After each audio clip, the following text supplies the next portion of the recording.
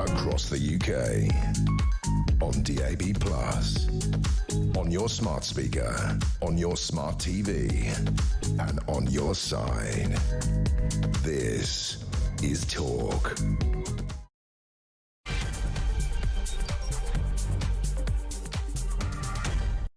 And yeah, good afternoon. Welcome to the Home of Common Sense. Thank you to Alex. She's back tomorrow morning right here on Talk. Lots to get through. Much of this you will be fully aware of. Zia Youssef resigning as Reform UK chairman after that row, ostensibly over the burqa ban to begin with, although I think that's really just a veneer for much more. It's triggered a civil war within the ranks, saying he no longer believes helping the party to get elected is a good use of his time.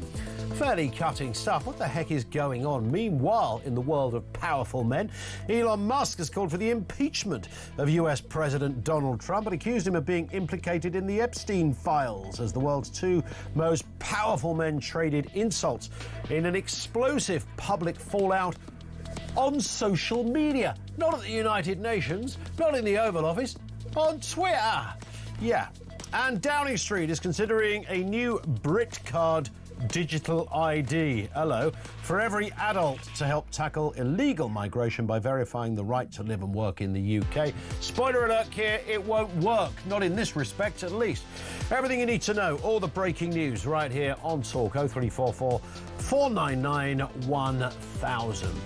I heard Alex Phillips describe it as a kind of like Greek gods having a fallout. It was the battle of the egos, and that's both here in the UK and, of course, in the United States. Musk versus Trump, Zia Youssef versus Reform UK. You could look at it that way. The story in America is clearly the more interesting and perhaps the more worrying. When you accuse your boss of essentially being a paedophile, you know things have gone nuclear. When you threaten to leave American astronauts floating in space, you get a further taste of how bitter and volatile this whole thing is. Trump is currently holding the higher ground here. I think we'd all agree. Now, Musk, he was always going to be a risk. He's throwing his toys out of the pram faster than one of his own rockets. You see, he's a doer and a fighter. He's tricky and unreasonable. You don't get to be the richest man in the world by smiling nicely on a daily basis. You simply don't get to that jaw-dropping position without stepping on a few minions along the way. But it's not just the underlings, of course. When you're Elon Musk, you have no truck about giving both barrels to your senior directors, your own family, and even the President of the United States. People like Elon don't do no's. The word no is like telling them their mother runs a whorehouse in Texas. It just can't happen. Confrontation doesn't really exist because they are always right. After all, it's that simple. They are so often, of course, completely wrong, but their godlike status precludes them from not just refusing to acknowledge that, but not even believing that such a thing is possible in the first place. They lurk on a part of the spectrum that even the best neuropsychiatrists have yet to fully discover. In a nutshell, they are, well, nuts. And that's what we're dealing with here in the space of a single night. Elon and Donald have gone from being best mates to arch enemies. Zelensky and Putin were blushing at the extent of the fallout and, well, not exactly done in secret in a midnight meeting, no, in full public gaze on social media. I mean, how old are these people? It's like a couple of teens thrashing it out on Snapchat. I'm going to take my rockets away. I'm going to take my rockets away. Yeah, and your mum, right? Your mum. Yeah, really? That's where we're at? This is America. This is the richest man in the world versus the President of the United States. There is, by the way, and this is even more curious, word on the street that apparently they're going to get a phone call in a little later to kind of smooth it all over. I mean, how do you smooth that over when you've accused your boss? And so, talking about the Epstein files, by the way, which, by the way, is not a new story. I don't know what Musk was doing there because Trump was already mentioned in the Epstein, and being mentioned in the Epstein files does not mean you're some sort of predator. It just means you probably knew Jeffrey Epstein, as many global figures did.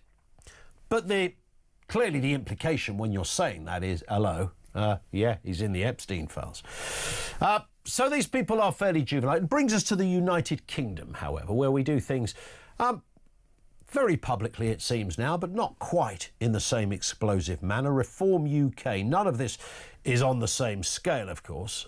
We've had more than one example of trouble at the top in Reform. Egos, battles, stand-up rows, etc. Rupert Lowe was not happy with the then chairman, Zia Youssef. They clearly hated each other. Rupert left, along with others. Ben Habib had already legged it. People like Howard Cox, former mayoral candidate for Reform for London, also very publicly disassociating himself from the top tier of the party.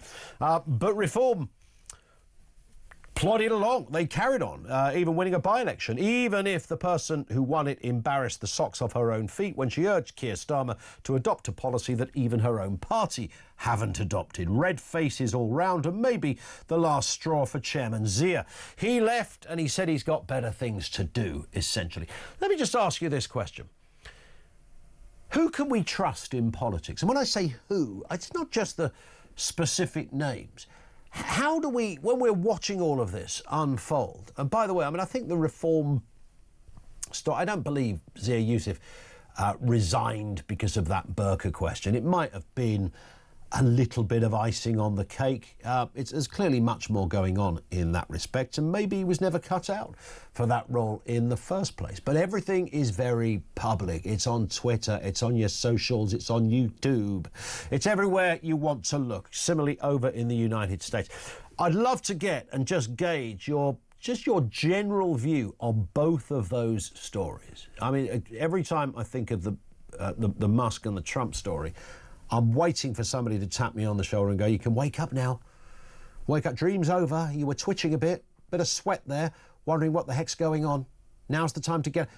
This is very real, and it's our leaders involved in all of this. Who can we trust in politics? You know, what is now the definition of a trustworthy, authentic, credible politician? Where are they now? 0344 499 1000. That is where you will find us. I want to take some calls and views on this. And then the specifics. Do tell me what you think is going on at the White House and over at Musk Towers. Good Lord. I mean, the more you read of it, by the way, it's just off the scale. And I genuinely think Donald Trump has come out of this the better person. If, by the way, you're a big sort of Trump supporter, and when Musk came along, it was contentious for some, you equally embraced him. Where do you now sit on this? Who to you is the man that is worth listening to? Which one of those two, if you like, came out the best? Who won it? 0344 499 1000. Let's get a word on this. And the other big stories of the day. Steve and Alan, comedian and broadcaster, is back with us. Afternoon to you, Steve. Good afternoon. Should we fall out now or should we fall out later? I think maybe we can have a slow build up to it. You know, I could offer you a key to the doors of here in the Talk Towers, and then, you know, we could have a right old scrap, and you could accuse me of anything you like, frankly, because that seems to be where we're at. It's worth reminding us, Steve, back here on terra firma, where Reform UK are also having their own powwows and rows. Zia Youssef, of course, yesterday, fairly surprising. I think most people were sort of... Nigel Farage said he wasn't that surprised. He quit. Now, lots of reasons behind it. One of the suggestions is that he quit after one of his MPs called for a burqa ban. He dubbed this question that she asked, this is Sarah Pochin, Reform's newest MP, he dubbed the question dumb. And I'll tell you why in just a second, but let's have a listen to where this all started.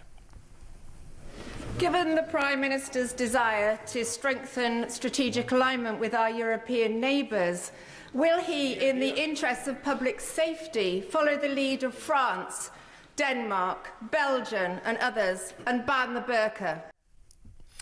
She'll regret that forever, not because of the ban the burqa question. It's fine if you want to ask that. I think using her very first speech in the prestigious global amphitheatre that is the House of Commons, to ask a question, to ask the Prime Minister to adopt a policy that her own party doesn't even believe in. I mean, it was an absolute howler on her part. And then, of course, Mr. Youssef, as you know, Steve, replied with, that was a bit of a dumb thing to say.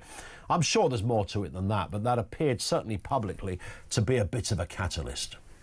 And it leaves the question hanging, doesn't it? At some point, Reform need to now tell us their position on the burqa. They need to have this awkward question now, which they were probably trying to avoid, because they were doing really well at acting like the opposition. Effectively, they are, just clearly not in terms of numbers, but they were the ones the press go to for the take that's opposite to Labour. So now they've got this sticky question they need to get into. The way she framed it was quite dumb as well, because it wasn't just, what do you think about banning the burqa, or should you ban the burqa? It was, should we be more like the French? What are you doing, woman? That can't be your first question, can it? That's your very Reform. good point. From Reform of all parties, yes. Let's be like Macron. Oh, dear. The French, by the way, also banned Speedos. No, they enforce Speedos, don't they? That you have to wear Speedos in swimming pools. Yes. So let's not be like the French, would be my take on this one. It's amazing drama, though, isn't it? I've got some sympathy for a political party that's so new, it doesn't know all of the ins and outs of being a political party. We sit here and hate career politicians, but there's one thing they're good at, I suppose. It's having a career as a politician. And Reform UK aren't made of those people either. I mean, Nigel Farage, you could argue, is certainly... He's spent enough time as a politician, he's probably got a good pension sitting there. But for the rest of them, they're new at this game, and maybe there are some tricks to this game that they can't do particularly well, like managing to not fall out. And statistically, it's not going well, is it? They managed to lose 20% of their MPs when there was out, the Rupert Lowe one, and now this falling out as well. Yeah, maybe there's some other stuff in the background. I mean, there must be. Yeah, given that, Rupert Lowe, again, I see Rupert Lowe as a sort of a bit of a Musk figure in the sense that whilst not quite as wealthy as Mr. Musk, he's worth a squillion quid, and a couple of them are. They've worked very hard for their money and they've done very well. And I sense, when Rupert fell out with the chairman, the sense was that actually he'd already fallen out with Farage. He couldn't be in the same place where he had to agree to something or a policy that wasn't either his own idea, collective responsibility, didn't want to be a number 2 or a 3. He's been a boss all his life, and here he was suddenly having to fall into line.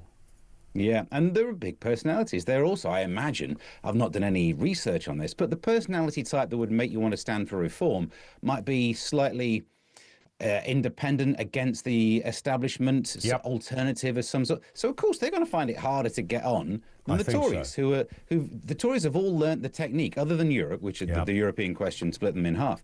But it's basically they would rather fall in line than fall in love, that old quote. They know how to just play the game to get down and win an election, whereas Reform aren't in that space at the moment. And you know what? We might as well enjoy it. It's a little bit like the Housewives of Clacton or something. The emotional falling out is, you might as well sit back and enjoy it because it's on a plate for us right there. The Housewives of Clacton, indeed. And I think what happened, whereas Nigel Farage and Richard Tice, along with the chairman, were attempting to sort of, professionalise the party and find, policy that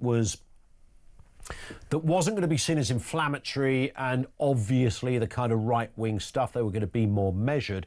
And somebody like Rupert Lowe and maybe Ben Habib as well, to a degree, much as I like both of those men, perhaps that just wasn't the terrain for them. And I think Ben has said on many occasions, there's only one person who runs Reform. There's only one voice, and that's Nigel's. Yeah, but have you noticed as they've been doing that, trying to be more professional, more like a political party, they've been losing support, certainly from the sample of people I see and interact with online. Yes. They've started grouping Reform into that uniparty concept. Yeah. So it just goes to show they're in a tricky situation. Everyone says, oh, look how well they're doing. At some point, they're going to come up against this rock and hard place situation, whereas if they want to be more palatable to a larger number, they're going to lose a lot of that core who hate the larger number, rightly or wrongly. I think that's the way it's going to go. Absolutely. But this, of course, is small fry. This is like kindergarten stuff compared to what is happening in the United States, where Elon Musk essentially has accused Donald Trump of being a child sex offender. There's no other way of dressing that one. He should be replaced as well, he says, by J.D. Vance, the vice president. And it's interesting how things have changed. Have a listen to what Elon Musk originally said. And I'll continue to be visiting here and be a friend and advisor to the president, and I look forward to time spent back in this amazing room.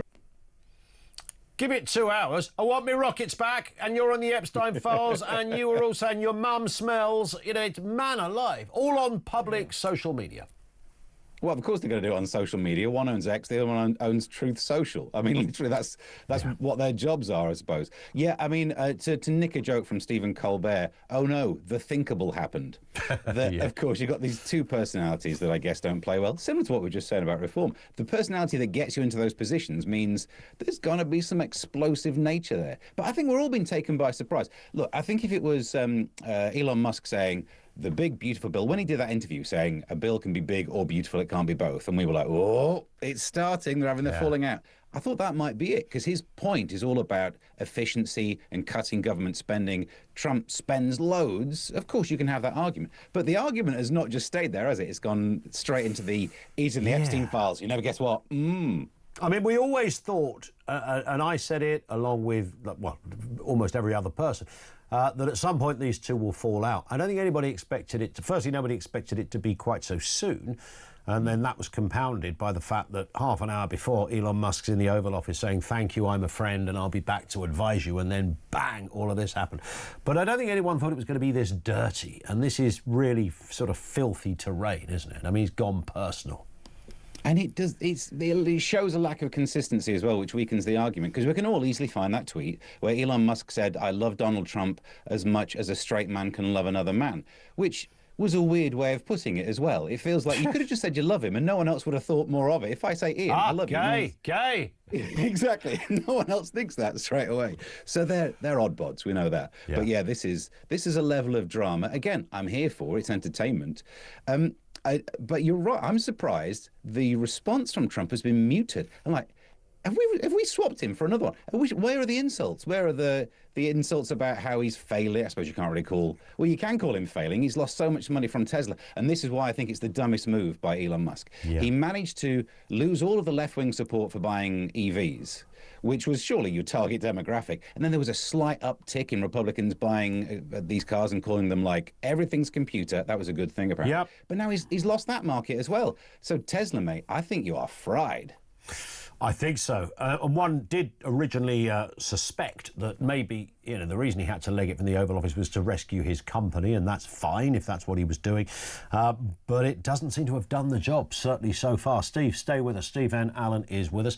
Over to you on this. I want your views on certainly Reform UK. What do you think is happening there? If you're a Reform supporter, how are you viewing this kind of latest, would you call it a fallout? Would you call it just a moment? Is it just stuff that happens? Is it significant if you're a Reform supporter?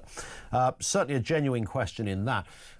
Your opinions and thoughts on what happened in America with Trump and Musk, but the wider question, who can we trust in politics? And I don't mean the specific names, just, you know, what kind of person are we looking for? These are big egos. Big egos tend to end up having a scrap, and it's exactly what's happened on both sides of the pond. 0344 499 1000. Lines are open. This is Talk.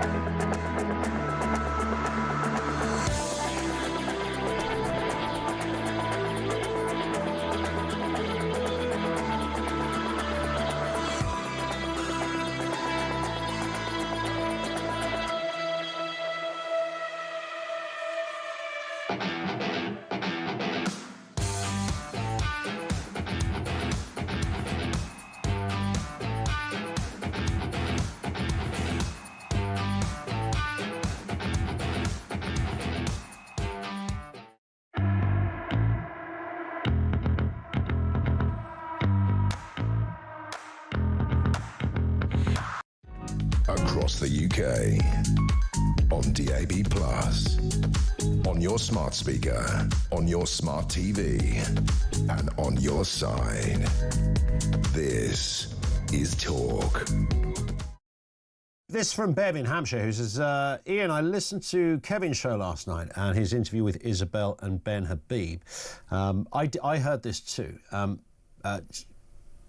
Bev says, there's a lot of names here. Bev says, I've been a big fan of Ben and been to hear him speak, but I was disappointed and disgusted with his behaviour. He clearly has a huge chip on his shoulder with regards to Nigel Farage. I felt he was also rude and disrespectful to Isabel. As a Reform member, I'm sure Reform will weather this storm, says Bev. Now, it's interesting because I was expecting... It's funny how different people have different takes from listening to exactly the same thing.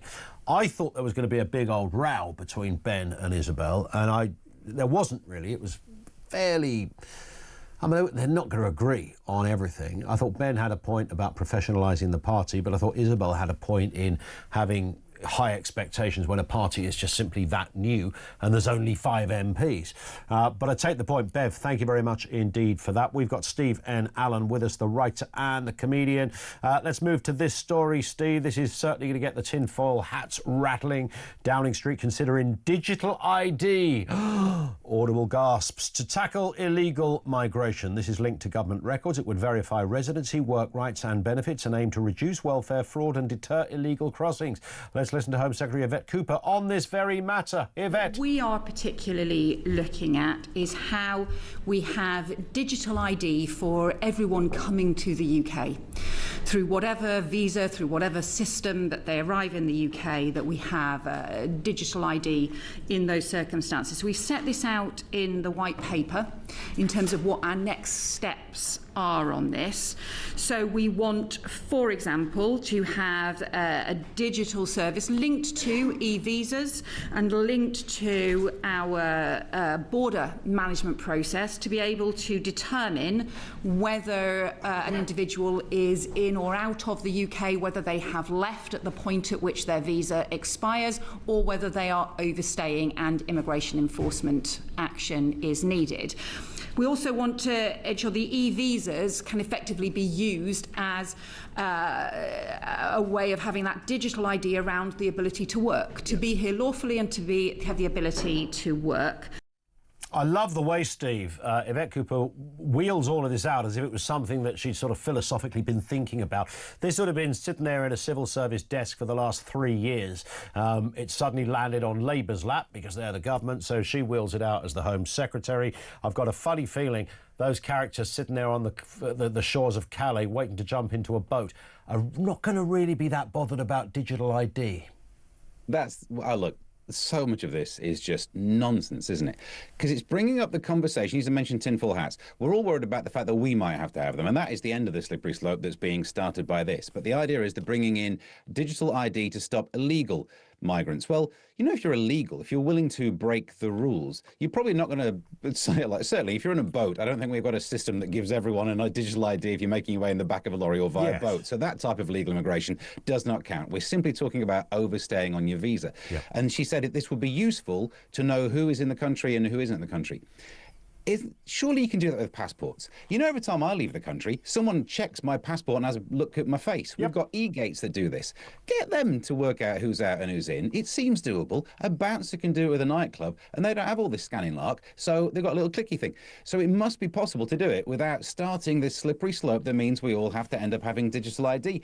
And I know my life wouldn't change. And I'm such a law-abiding no one that my life will be fine. But in my core, I don't like the idea of the government having more control over us. 100%. Really and you're right. Doesn't a machine go ping somewhere at border control or Home Office that says, oh, Mickey Smithers from Spain, good old Spanish name I picked there. Mickey Smithers was due to have left the country by now. It says he's still here. Let's go get him, boys. I mean, there must be a way of doing this. I don't understand why digital ID would make any difference at all to this.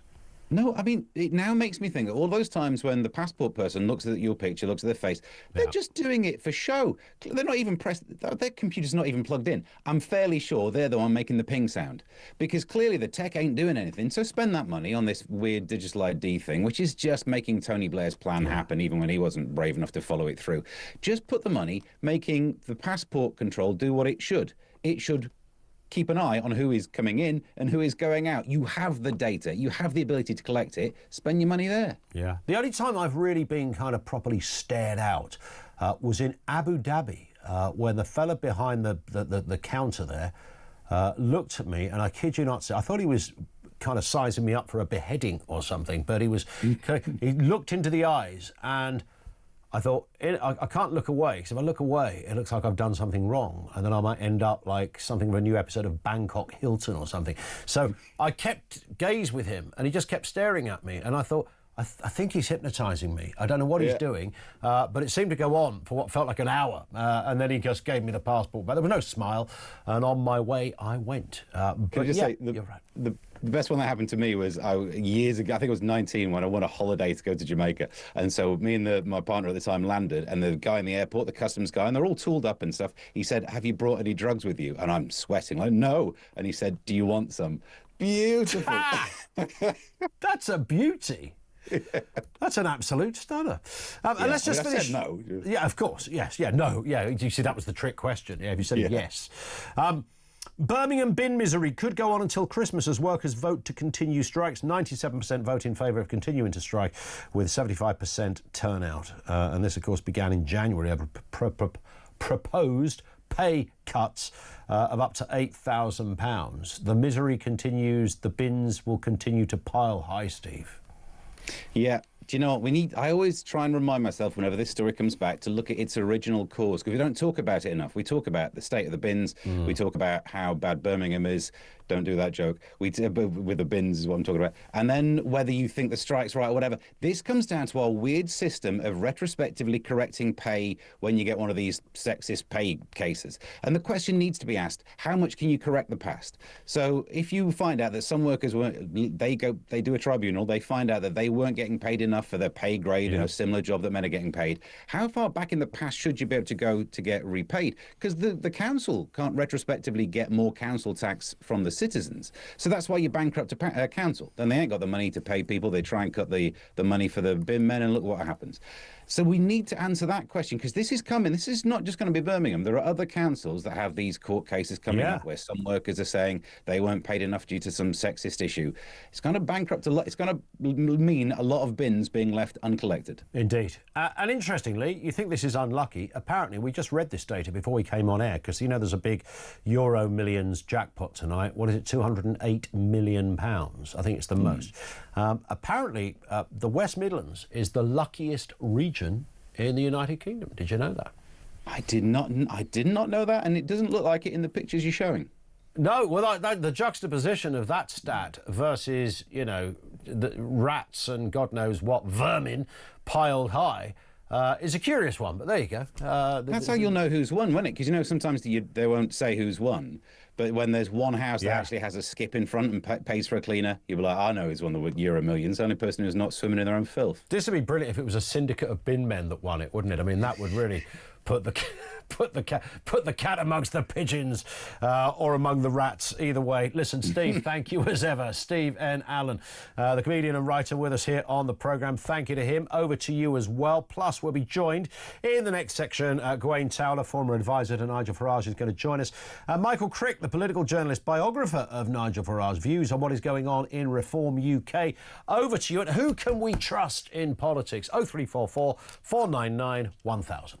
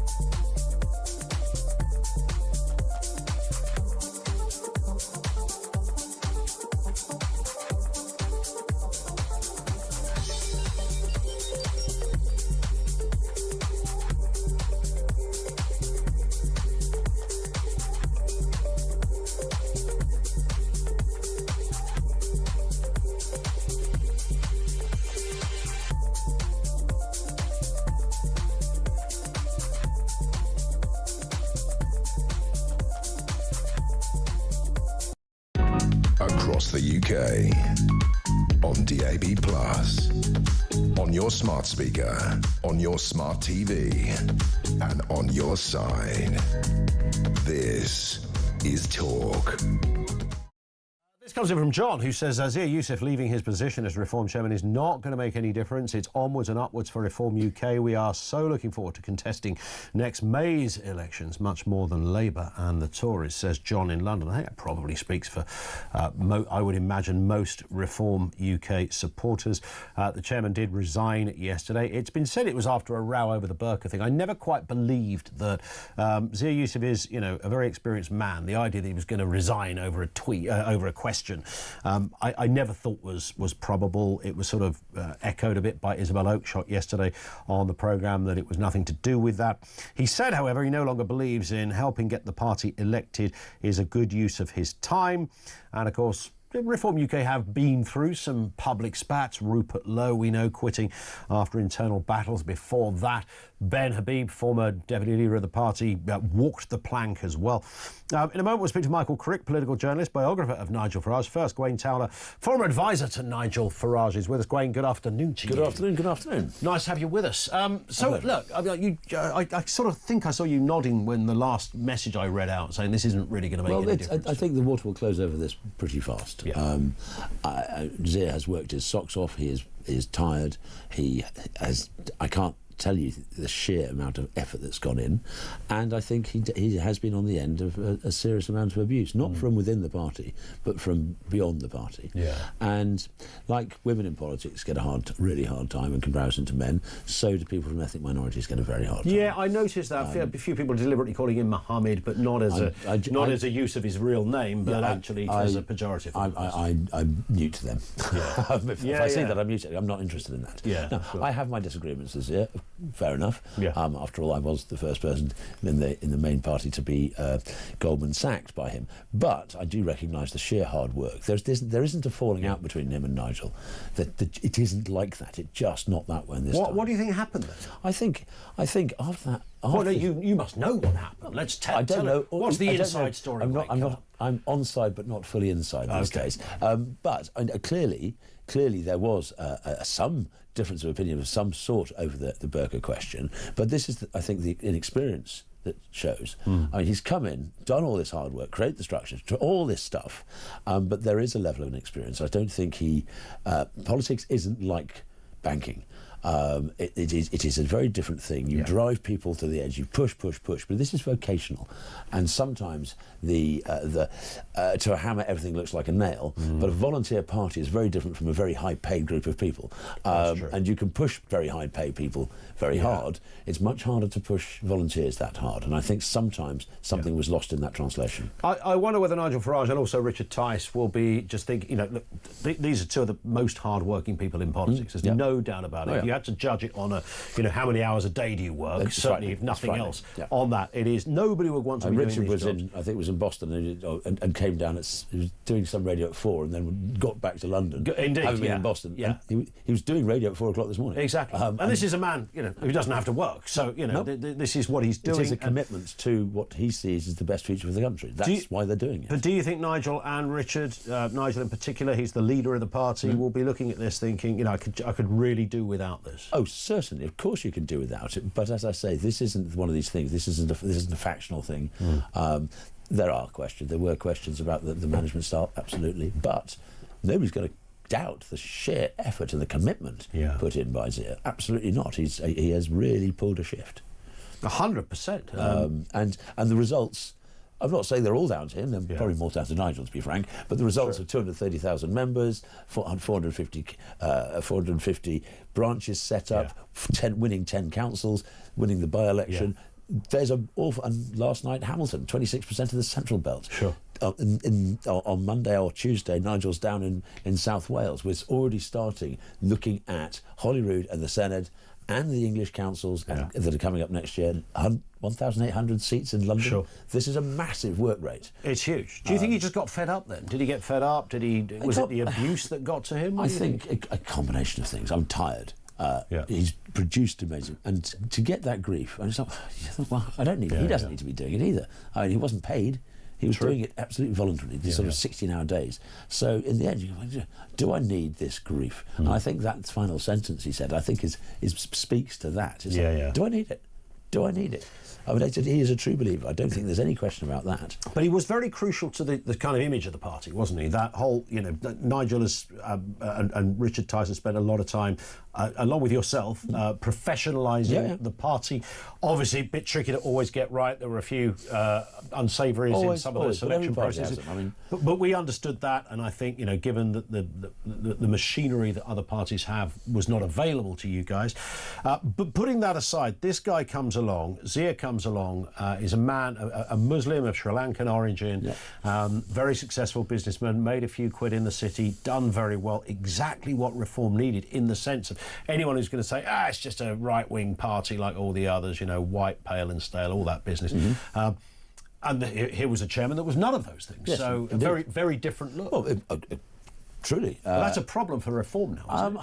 I don't think it is a problem. If you look at the people we've had as candidates going, and people we've had in the past and going forward, I really don't think that's a problem. We're also seeing with Sarah, you see, there was you're all male. Well, not anymore. And so on and so forth. These changes are happening. As we grow, as we develop, more and more people from a vast diversity of backgrounds, of experience, of knowledge, of job careers and all the rest of it, you'll see that bubble up. And we're seeing it already. And then you've got the development of policy and so on and so forth. There's still a huge amount to do. But if Zia not being there, the structure that he's created, the whole point of structure is they exist after you. Of course. You build a house, you don't have to live in it. It stays built. And I think there's a lot to say about that. When Rupert Lowe parted company with reform, it was said that his ego was kind of in the same place as Nigel's, and again, not a pejorative. These are two successful people who are big characters. They're kind of they're the Arsenal and the Liverpool, if you like, of the piece. And the party couldn't withstand that because Nigel is the person that runs it. Only Nigel. It's a one-man band. It isn't a one-man. Is that? Would you refute that? It isn't a one-man band. As you said, someone like Richard is very hard-working. Lee Anderson is certainly a big character in his own right. Yeah. And I think Sarah will grow into that. I think we're seeing at council level, we're seeing the growth of people at a local level, and they will develop, and we will find stars there. Yeah. We will find stars. But it's less than a year. It's still less. It's 360, 70 days since Nigel put his hat back in the ring of politics. The growth is just extraordinary, and the impact on British politics is already. Farage talks about something, or the party talks about something, and the other parties have to start stepping up and looking at the same subject matters. And they don't. As I put it, they may be trying on the tweed jacket, but it's actually not Harris tweed. It's probably made of viscose. Who becomes the next chairman then? I don't know. Are you going to put your hat in the ring, Graham? Absolutely not, though I have many hats. Yes, you are a man that does rock a hat rather well. I think it's been mentioned by more important people than me. But no, look, there are people. Somebody who I have, one of whom sits in that chair many weekends. I would say David Bull would be a superb person that I think could do the job and would be very, very popular in that role. But this is Nigel's choice. The choice of chairman is the leader. But we're going to be seeing soon, I think, the election for the party board. There's 3 ordinary members, and that continuation of the growth to professionalism and growth to democratisation of the party is ongoing. It hasn't finished, and that work is still to be done. Listen, Gawain, thanks for coming in with us. Thank you. Really appreciate that. Gawain Towler, former advisor, of course, to Nigel Farage, and still connected to the party in varying ways. Let's get a word with Michael Crick, political journalist and biographer of Nigel Farage. Michael, good afternoon to you, sir. Good afternoon. Nice to have you with us. I mean, you know your way around political parties, how they operate, the various characters that are within them. I mean, politicians come and go. Nigel Farage has been there for decades now in different forms. How do you think somebody like him would be reacting in private to what is happening to his party? Do you think, is it a meltdown? Is it a blip? Does he even care? Well, I mean, there is an extraordinary track record of good people, able people, and Zia was clearly able, disappearing, resigning, being sacked under the various spells that Nigel Farage, I think it's 6 now that he's been as a leader of a political party of various different names. Now, in this case, he may not really be the problem, but it is a problem for Farage that he is losing the limited number of talented and well-known people with good track records at the top. I mean, who's he left with? Richard Tice, obviously, and Lee Anderson. Well, perhaps I suspect Lee may get into trouble one of these days over something. I don't know what. He's lost in the last year. He's lost Ben Habib, Rupert Lowe, and now Zia Yusuf. And these are people he needs. I mean, there's all this talk about forming the next government. Well, who's going to do what jobs? OK, Farage is Prime Minister. Richard Tice presumably be Chancellor. Well, who's then going to be the Foreign Secretary, the Home Secretary, and all the other jobs, the 90 or so other ministerial jobs that there are in government? They are really, really lacking in talent at the top and names. Well, that's not their fault, Michael, is it? I mean, they've got 5 MPs at the moment. No, but True, but if they were to win an election outright and got 300 MPs, I mean that's great. I mean, it would throw up a problem, right? Yeah, they're very inexperienced. I mean, take last Friday. Any questions asked the BBC asked for a Reform spokesman on the programme, and they couldn't produce one. Now that is serious. I mean, Any Questions is a great platform for any politician or political party. Sure.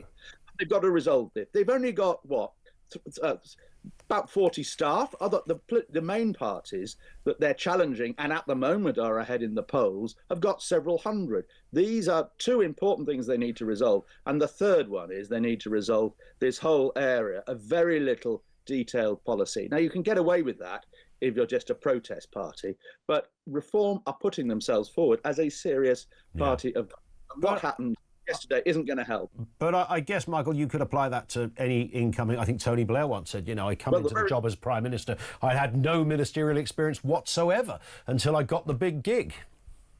Yeah, but in the case of Blair, he did have experience and big beast people around him. Robin Cook, Jack Straw, Gordon Brown, David Blunkett, and many others. Now, at the moment, Reform doesn't have those. It may get some defections, presumably from the Conservatives, possibly from the Conservatives, maybe former Conservative MPs who lost their seats, possibly some defections from Labour as well in due course. But at the moment, they don't look like an alternative government in terms of the personnel and the lack of policy, the lack of detail, and the manifesto they did so well on last summer. Just doesn't add up financially. Everybody knows that, and they've got to rethink that. They've got to put a hell of a lot of effort into policy formation, bring in some really clever policy wonks who can develop serious policies that will withstand a much higher scrutiny in the next election than they had last summer, when nobody really expected Reform to do even as well as they did. So there is a lot to be done there. And of course, the fact that these big people have all fallen out with one way or another with the party is not going to be very encouraging for future Goldman Sachs bankers or future people from the city to come in and join and work for the party on a full-time basis, because they can see there's clearly something wrong there at the top. And it's a very male institution, is Reform. I mean, Sarah Pochin was remarkable by being the only woman near the top. I mean, there was an article in The Spectator a few weeks ago about all the key people around Nigel Farage. It named 18 of them, and they were all men. And now they're all white men because they've lost Ben Habib and now they've lost Zia Yusuf. That is a serious problem in terms of image. But is that not just an inevitability? And I was going to ask you, Michael, just as a final question. I mean, you've covered politics for many, many years. You wrote the biography of Nigel Farage. You famously, of course, did that walk along with Lee Anderson when he was campaigning many years ago. Is there a bit of you, though, as not just a political journalist, but as a, dare I say, political junkie as well, that thinks, actually, this is amazing? We've had this two-party system, and now there is an appetite for something else. There is a very real feel in the country that we need change. The status quo is broken. We've got this phrase uni-party. I don't like it very much, but I understand what it's meant to mean. And this is something different. There's a breakout. It's unprecedented. It's going to throw up all of these unfortunate difficulties along the way, inexperience, lack of staff, etc. But ultimately, in terms of democracy, this is fantastic.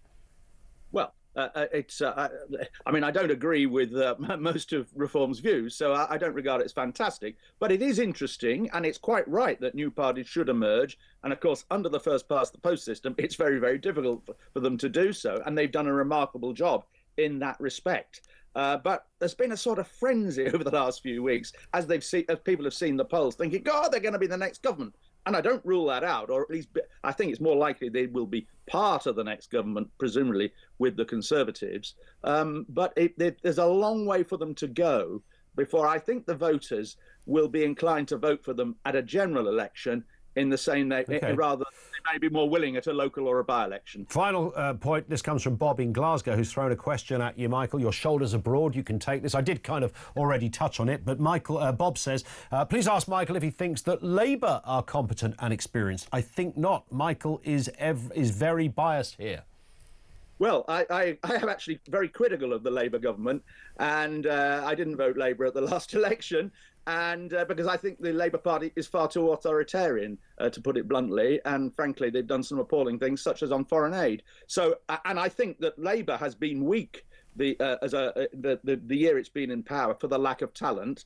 But now, I think that will be resolved gradually over the course of this Parliament, because there were a lot of really good younger people who came in at the election, who are gradually being promoted by Starmer, and I think he'll then get rid of the dead wood in his cabinet. And don't ask me who the dead wood is. I can't afford to annoy people that much. Yeah, I could give you a big old list, but that's another story. Michael, thank you very much indeed. Michael Crick, political journalist, biographer of Nigel Farage.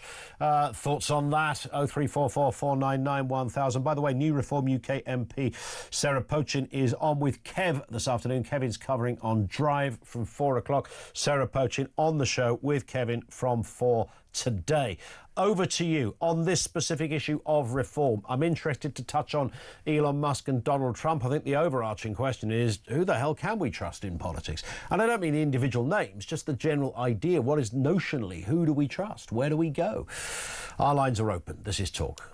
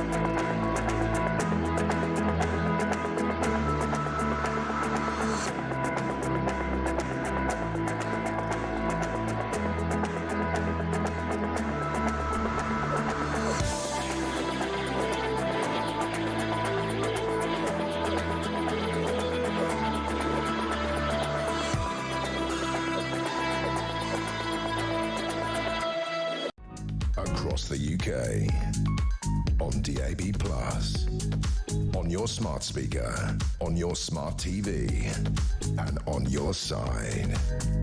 This is Talk. Andy in Woolwich says, Ian, 63-year-old lifelong Tory who's voted and joined Reform. I think this resignation of Yusuf is excellent. A huge majority of working-class English like me think the burqa should have been banned a long time ago. Yusuf, as a Muslim, in a hugely difficult position, but has shown his true colours, so I'm exceptionally glad he's gone. As they used to say, today's front page is tomorrow's fish and chip paper. I personally think that he has used his chairmanship to raise his profile. Also, I'd be extremely interested in how many Muslims would ever vote Reform. So probably Farage has manipulated this rather than the latter. Was he responsible for Rupert Lowe leaving, as he made a lot of accusations and threats? Although, in fairness, I don't think the rough policy of Reform was not to have a ban on the burqa, and I don't think it was that made. I think he just felt that was like, you know, we want to professionalise this party, and to have an MP stand up and ask a question of the Prime Minister that is not even our policy is, well, in his words, dumb. I think that's how I don't think it was the reason, Andy, that he left, put it that way, but it won't have helped, maybe.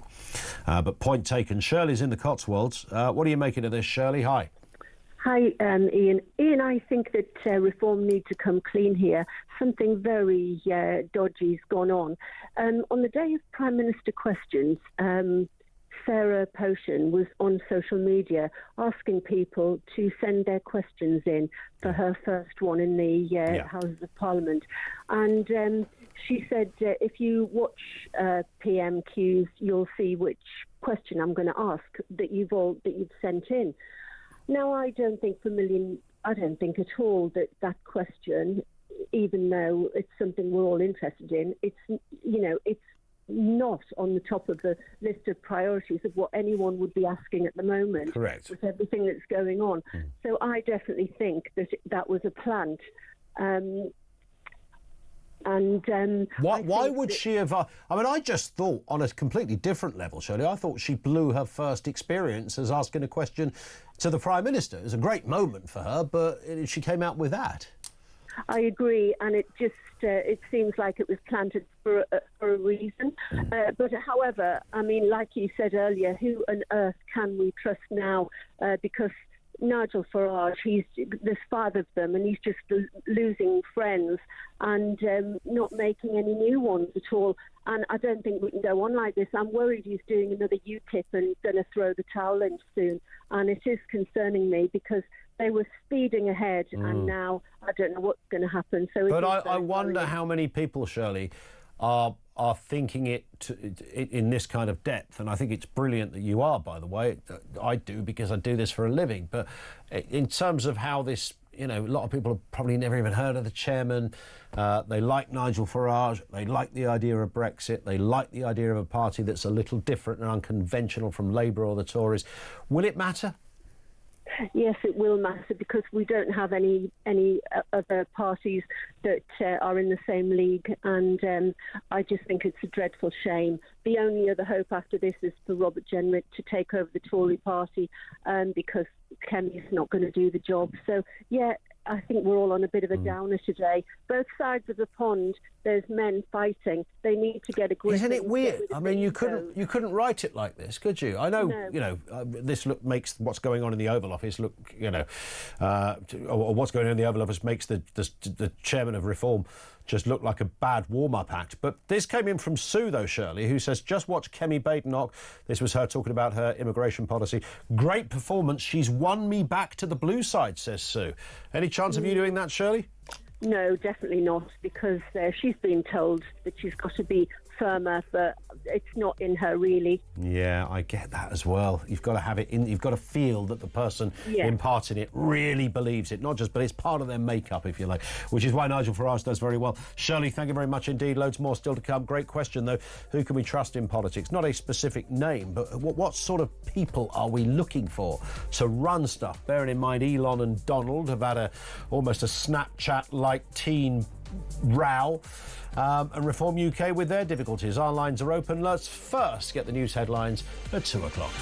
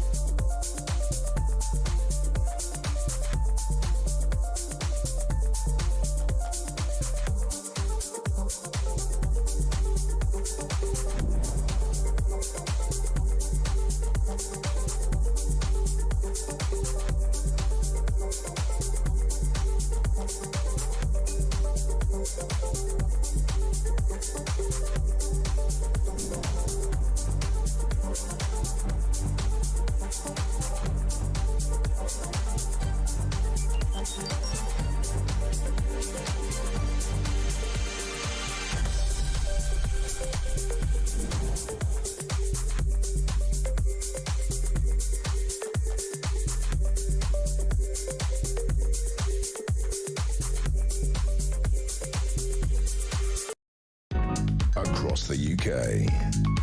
On DAB+, on your smart speaker, on your smart TV, and on your side. This is Talk.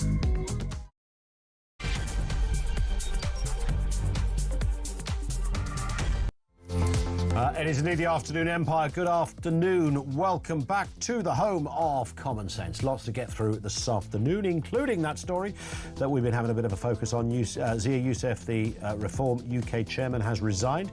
There's been a bit of a row, apparently, over the burqa ban, triggering a civil war within the ranks, apparently, saying he no longer believes helping the party get elected is a good use of his time. He's had enough and he's gone.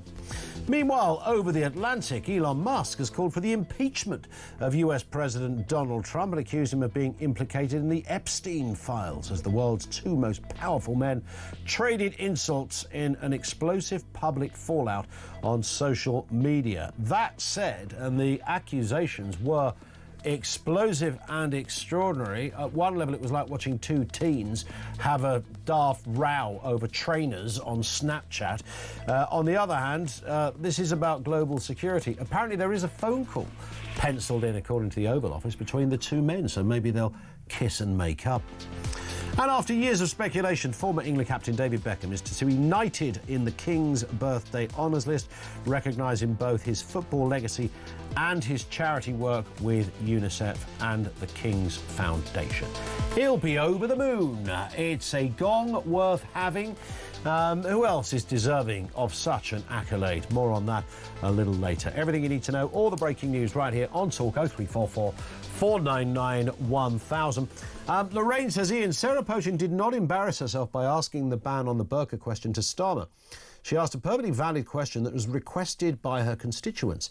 We live in a Christian-based country where women are not oppressed and should not be allowed the freedom that democracy gives. To say otherwise is misogynist and derogatory, as were Zia's comments. Sarah has earned her right to be an MP, and may I remind you that she overturned a 14,000 Labour majority. So please let's show her and other women some respect and not stoop to Starmer's level. A couple of points are worth mentioning to that, Lorraine. I mean, we will never know whether that was really one of the questions that came out. I can't imagine the constituents of Runcorn, of all the questions that an MP from a party in their first question to the Prime Minister would ask, was that the most pressing to the people of Runcorn? There is speculation that, well, it probably wasn't in there. Someone said, go and ask it. Ask it anyway, because it'll be explosive.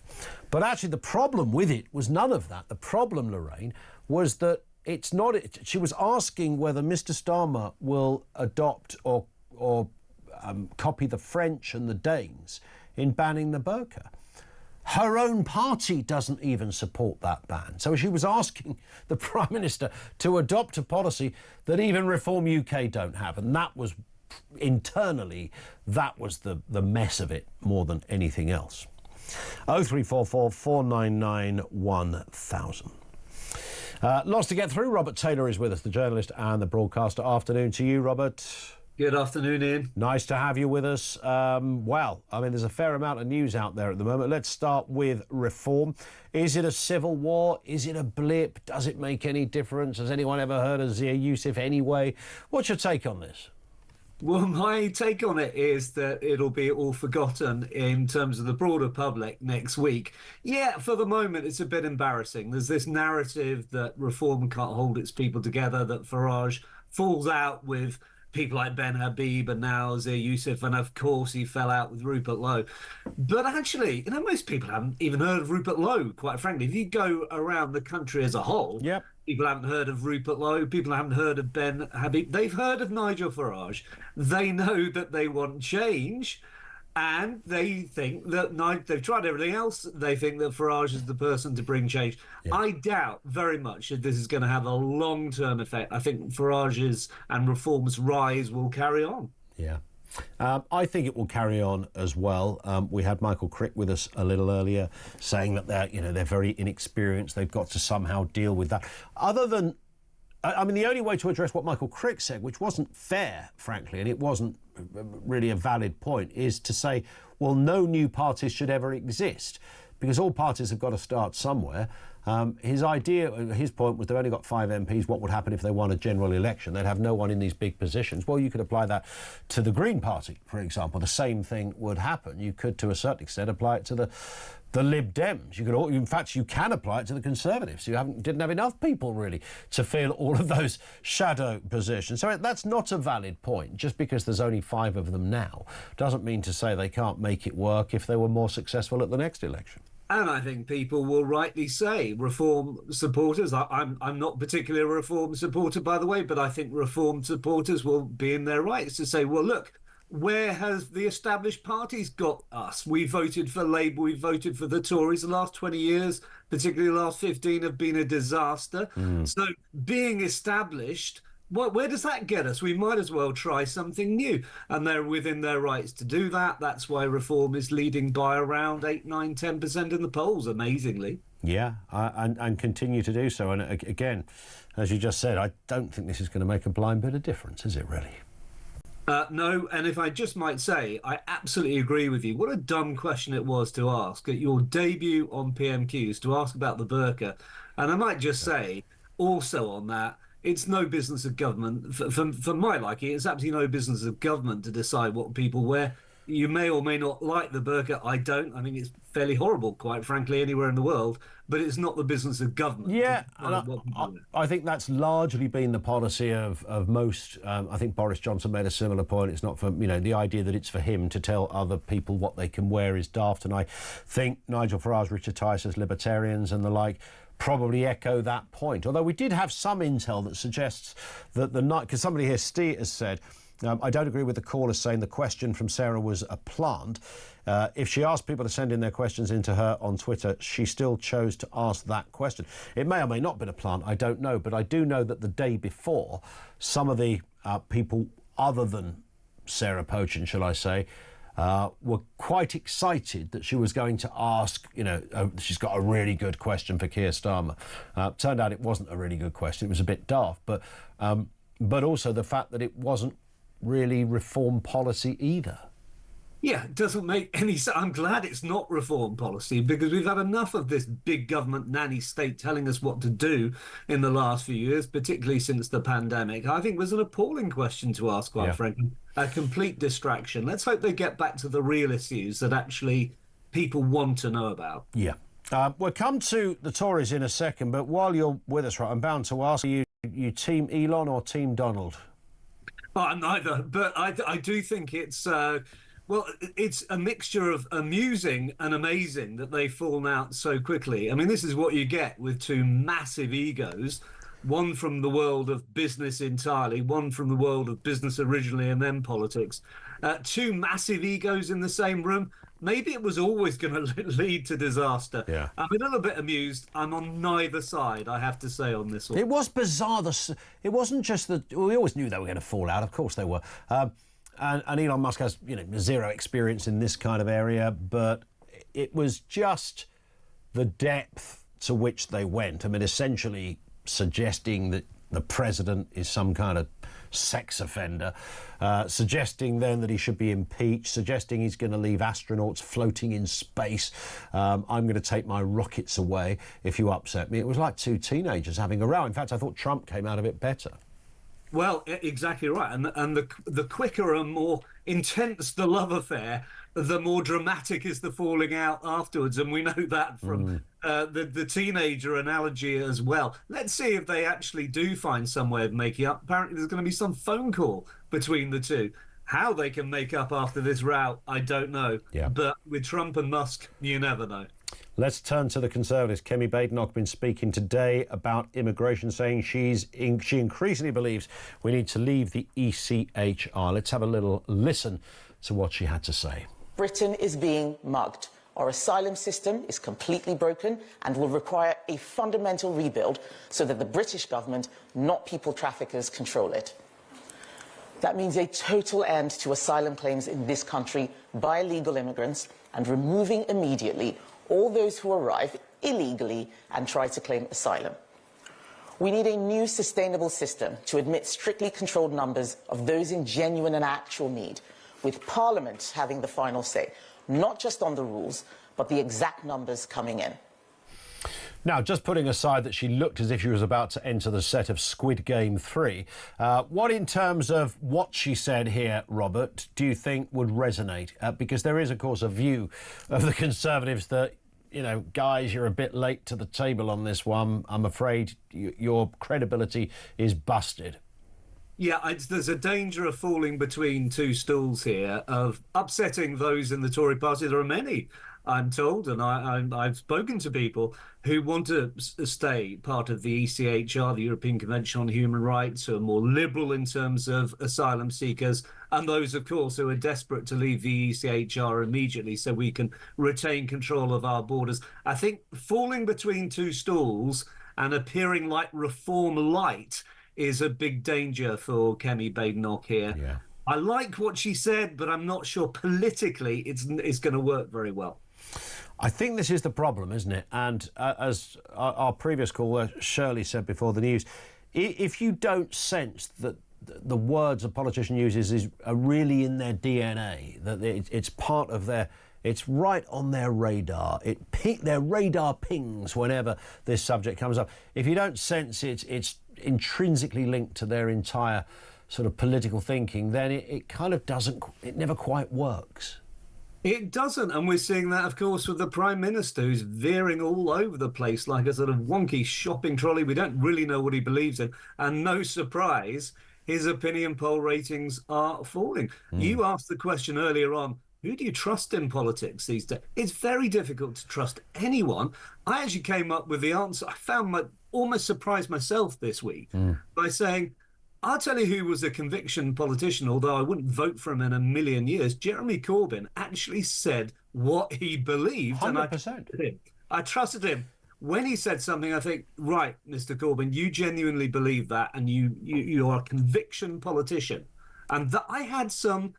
not exactly trust in him, but I respected him for that. How many politicians out there can we say that about these days? Not many. I wrote a piece a few years ago about the similarities between Jeremy Corbyn and Nigel Farage, certainly in terms of their not just what they had to say and where it came from, exactly as you've just brilliantly said, Robert, but also those that support them. It was a very similar kind of world view, very similar protection of those characters from their voter base as well. And if you dare say anything about Jeremy or Nigel, then their own supporters will round on you like you'd attacked their own father. It's that. And you're right. I mean, Corbyn might have been an utter nut job in terms of policy, but he was a conviction politician. I don't think anybody would take that away from him, which is why, 2015, if we go back to that election, Theresa May just about inched it just. Was that 2015? 2017? Hard to remember. 2017, 2017. Corbyn turns up on the TV. Nobody had heard of him either, outside of Westminster and people like us. And did a brilliant job on all of those debate programmes. It's like, who is this old guy? He really sounds like he knows what he's doing. And, of course, Theresa May was none of those things. She sounded like a haughty head teacher. Yeah, and there's one thing we all know about Nigel Farage. I mean, he's been a bit inconsistent with what he believes economically at the moment, but we all know what he stands for: strong borders. He's in favour of getting massively control over immigration. We know what he's prepared to be unpopular. And it's no surprise that he's shooting upwards in the polls. Final one here. Scottish Labour taking on the establishment and finding themselves winning a by-election, a shock win in the Hamilton by-election. They beat the SNP by 602 votes. I still think the bigger story, actually, was Reform coming a very close third. Reform came a close third from a standing start, and of course the Tories plummeted, so most of the Reform vote came from the Tories. Labour won that constituency last night despite losing votes from last time round. They went down a couple of percentage points, but they still won because the SNP dropped even further and Reform didn't quite come up far enough. So, Labour will be celebrating. You have to give that one to Labour. Well done. But look where reform has come and what they could do this time next year in Scotland. Watch this space. Indeed, yeah, in Scotland as well. I think there were only about 1,600 votes between them and the winner on this, which was extraordinary. Utterly extraordinary. And there's one place where you don't think Nigel Farage can do it, it's in Scotland. He's always been written off as the English nationalist, but he's shown last night, OK, they only came third, but very close. He's shown now he can even do it in Scotland. There it is. Robert, listen, thank you as ever, Robert Taylor. Have a cracking weekend. Journalist and broadcaster with us on the programme. More from you in a couple of moments. 0344 499 1000 is where you'll find us. There's loads more still to come. We'll talk crime a little later. And also, on a lighter note, a bit of this. We're giving you the chance to win FIFA Club World Cup final tickets. Wow. I mean, it really doesn't get any bigger than this in the world of football. World Cup final tickets could be yours. Thanks to our friends at DAZN. Here's everything you need to know. Hi, it's Jim White here. Here at talkSPORT, we're gearing up for the Club World Cup in the United States. And to celebrate, we've got 2 tickets to the final in New York on July the 13th to give away. We'll sort flights, accommodation, and give you £5,000 spending money to spend however you like. 18 plus, UK excluding Northern Ireland. All you have to do to enter is text the word football to 83338 by the 13th of June at 11 p.m. and you're in the draw. Text costs £2 plus 1 standard network rate message. You must have the bill payer's permission or send your name and number by post to Club World Cup Final Prize Draw, P.O. Box 3190, Colchester CO2 8GP, to arrive by 5 p.m. on June the 18th. This is a TalkSPORT limited competition run on TalkSPORT Talk and Virgin Radio UK stations. Full terms and conditions at talksport.com.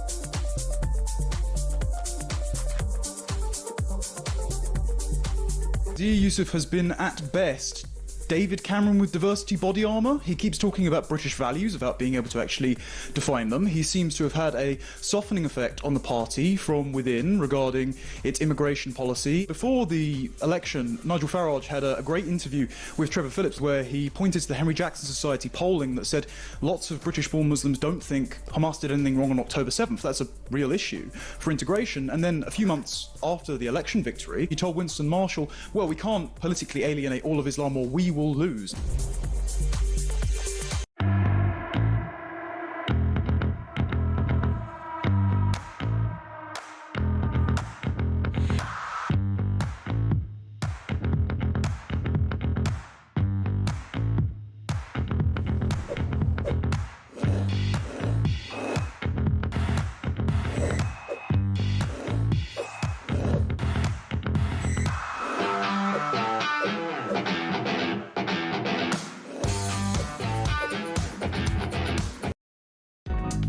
across the UK.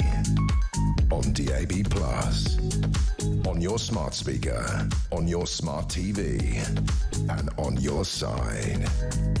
This is Talk. This one from Neil. Zia Youssef will not harm Reform. Reform is more than a political party. It's a British revolution. That is why this is what your political analysts don't understand.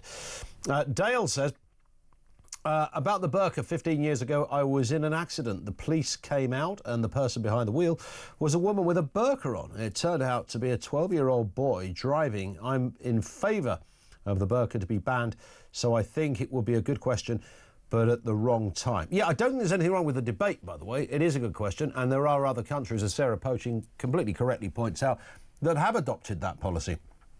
As somebody said to us yesterday, can't remember who it was, said actually the issue is face coverings. So, you know, headwear is one thing, covering your entire face is another, especially if you've got a 12-year-old boy sticking a burqa on his head and thinking that it was going to somehow stop him from getting pulled over by the police.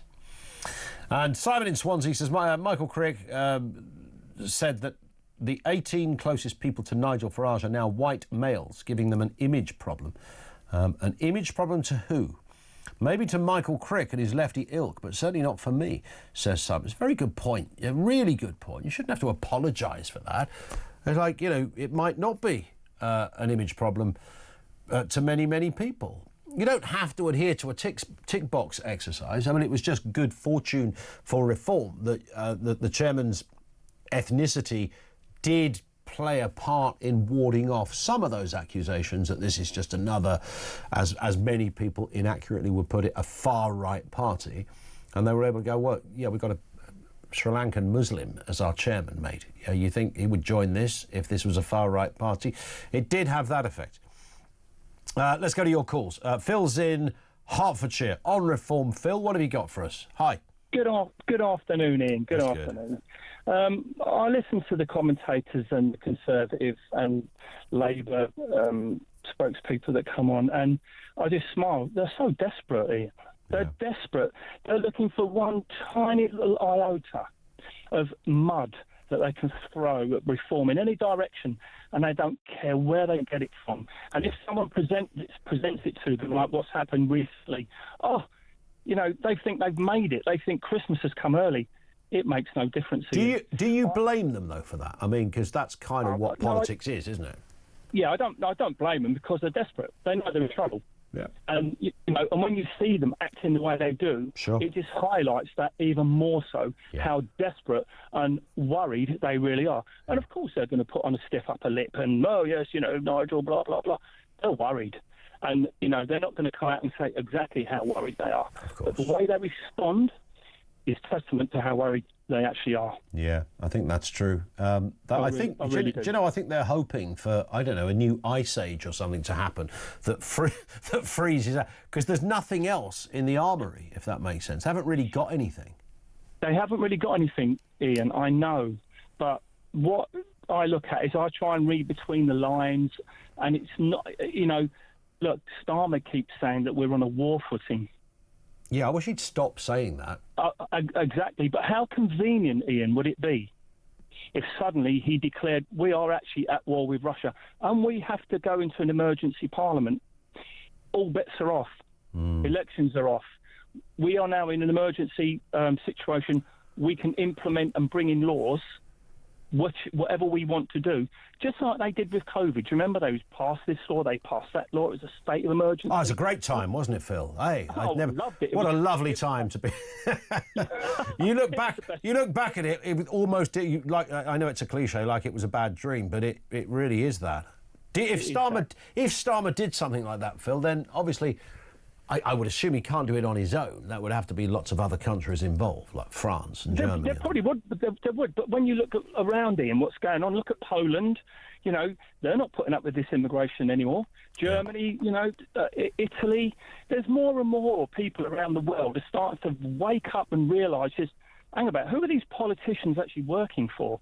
It certainly isn't us. Yeah. It's themselves. Well, they've for years and years, they've just run along with this, you know, that phrase groupthink, and I really, I've never been so sure that that's the number one crime of our political masters.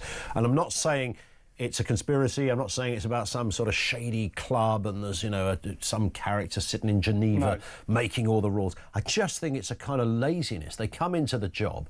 There's no way you get that job. Suddenly you go from just being a bloke that used to drink in the Rose and Crown and go to work on a bus to being chauffeured around the world, meeting leaders, pressing the flesh. I think that does something to people. And They took us for granted, Ian. Yeah, indeed. And they join in with it and they assume that they know best and, it might be uncomfortable, but I'm the Prime Minister. I know better than you. And particularly, I dare to say, on the left, Phil, I think they've got a problem with this. And I reckon they're going to pay a big price. Unless, as you say, there's a massive war and you and I find ourselves, queuing up in a shipyard in Gdansk along with other, Europeans and Poles ready to get into Ukraine. I mean, that's the only way I can see anything changing is something catastrophic's got to happen. Yeah. And maybe on a global stage, I don't know. Who knows? But, something catastrophic has got to change the mindset of the majority. And let's face it, it will be the majority because the left, whether they like it or not, they are the minority. Always. Always. Very rare. You don't meet people in the supermarket, on a train, in a pub that think this way. Of course, absolutely not. I mean, it's quite intimidating, Ian, to be honest. When you do see this, I feel intimidated for the people I see on TV. Being subjected to this lefty ideological frenzy is all I can put it at. Yeah. It's because obviously these people, they're not thinking methodically. They're not thinking straight. Why am I actually doing this? What's the end game of this? It's like they're caught up in the moment. Indeed, I like it. Great thinking, Phil. Thank you very much indeed for that. Is there going to be an event? There's a theory on, again, it's social media, that actually there is a big event coming up somewhere in the world. And this is to do with the Elon and Trump fallout. I've heard of people talking about Teutonic plates and frequencies. It's all a bit David Icke, this stuff. Something's going to happen. I don't know quite how that explains the fallout, but something is going to happen. People are being weird. I'll tell you what was weird today. Have you ever had this? I was telling the guys in the office when I turned up for work, I was on a train and I was sitting in it was half full, the carriage. And I'm sitting on a 2-seat and in front of me there's another 2-seat completely empty, and a fella gets on the train and he sits next to me. He asked me, he says, could you move your back, please, so I can sit down? And I thought, that's a bit weird. Literally in front of us, there are 2 spare... I said, well, there's 2 spare seats here, thinking maybe... He was a slightly older guy, but not really, really old.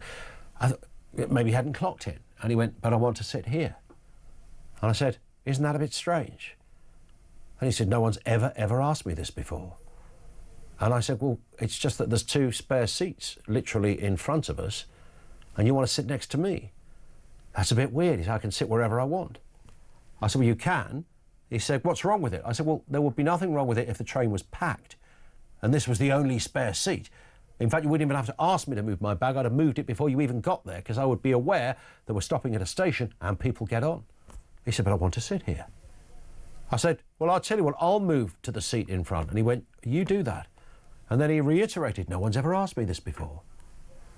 Probably because you're a weirdo, mate. That is strange, right? I'm not alone in this. And when I started telling it in the office, a few people had a similar story. Why would say? But it's particularly intimidating when it happens to women who are sitting on a bus or a train and it's empty, and a bloke gets on and sits right next to her. I mean, that to me is just a sexual offence right there. Why else would you do that? Certainly intimidation. I couldn't fathom what it was all about. It wasn't even as if, you know how some people only sit on a train if it's in the seat that's the direction of the train going. They won't sit with their back to the direction. I find that all shades of odd, but it wasn't even that, because we were, wherever you sat in this particular part of the carriage, you were sitting against the direction of the train. It was just weird. Mate, there's 2 spare seats right in front of you. How about you sit on there? I don't want to. I want to sit here. Oh, get in the bin, you weirdo. 0344 499 1000. Loads more still to come. Lots of calls on a variety of issues here. Time now, just gone 2:30. This is Talk.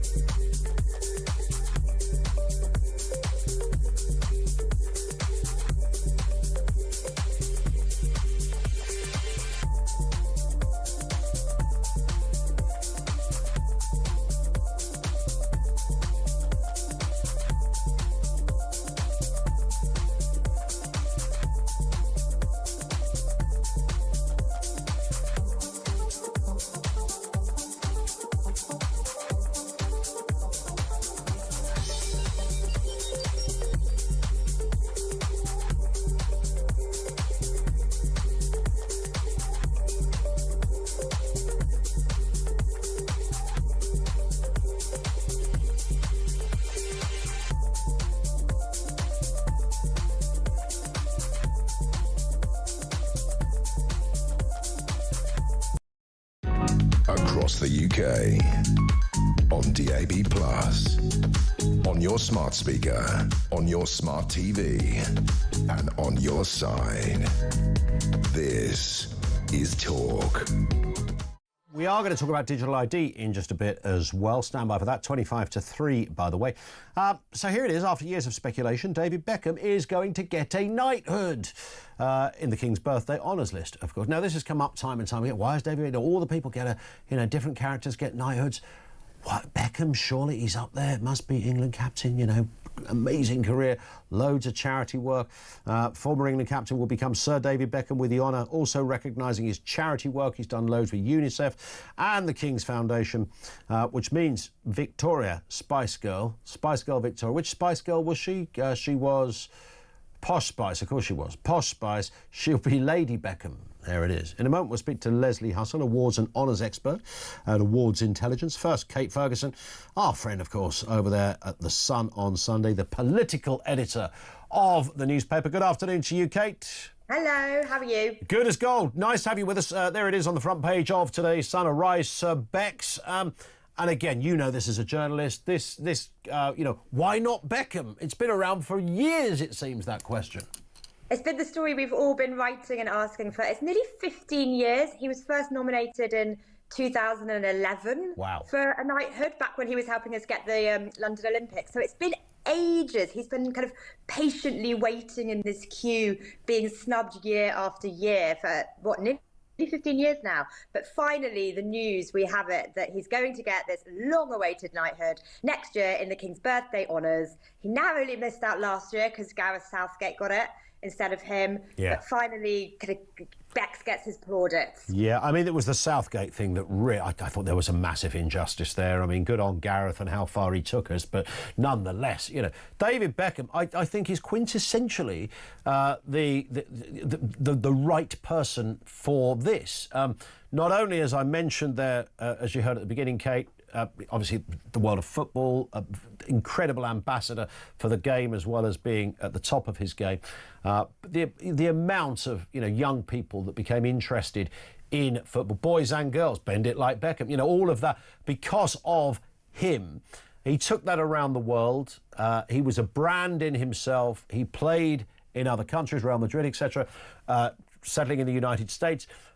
Just an incredible ambassador for the game, very passionate about his country as well. That would be fair, wouldn't it? When you think of, you mentioned the Olympics there, an incredibly proud, patriotic man. Yeah, that's totally true. I mean, David, first of all, he's had this illustrious football career, part of that legendary Ferguson Man United squad that did the treble, who were just huge in their day. Former England captain, then, as you say, went off abroad. But he's always been so patriotic, so proud of the flag, country, monarchy. We saw that, didn't we, when he went and joined that queue to pay his respects to the Queen when she was lying in state after her death. He queued for 13 hours. You contrast that to, Holly and Phil, when they were kind of snuck in the front. They got a freebie. And I remember at the time, the journalist went to doorstep him in the queue and said, you probably could just get to the front. How come you've decided to queue? And he said his granddad would be ashamed of him if he didn't come. Yeah, I thought that was a wonderful moment. And queue with everyone else. And it was a wonderful line. And it didn't kind of feel naff out of his mouth. It felt quite genuine, actually. Yeah. So I think most of the country will be celebrating and raising a glass with David when he finally gets his knighthood.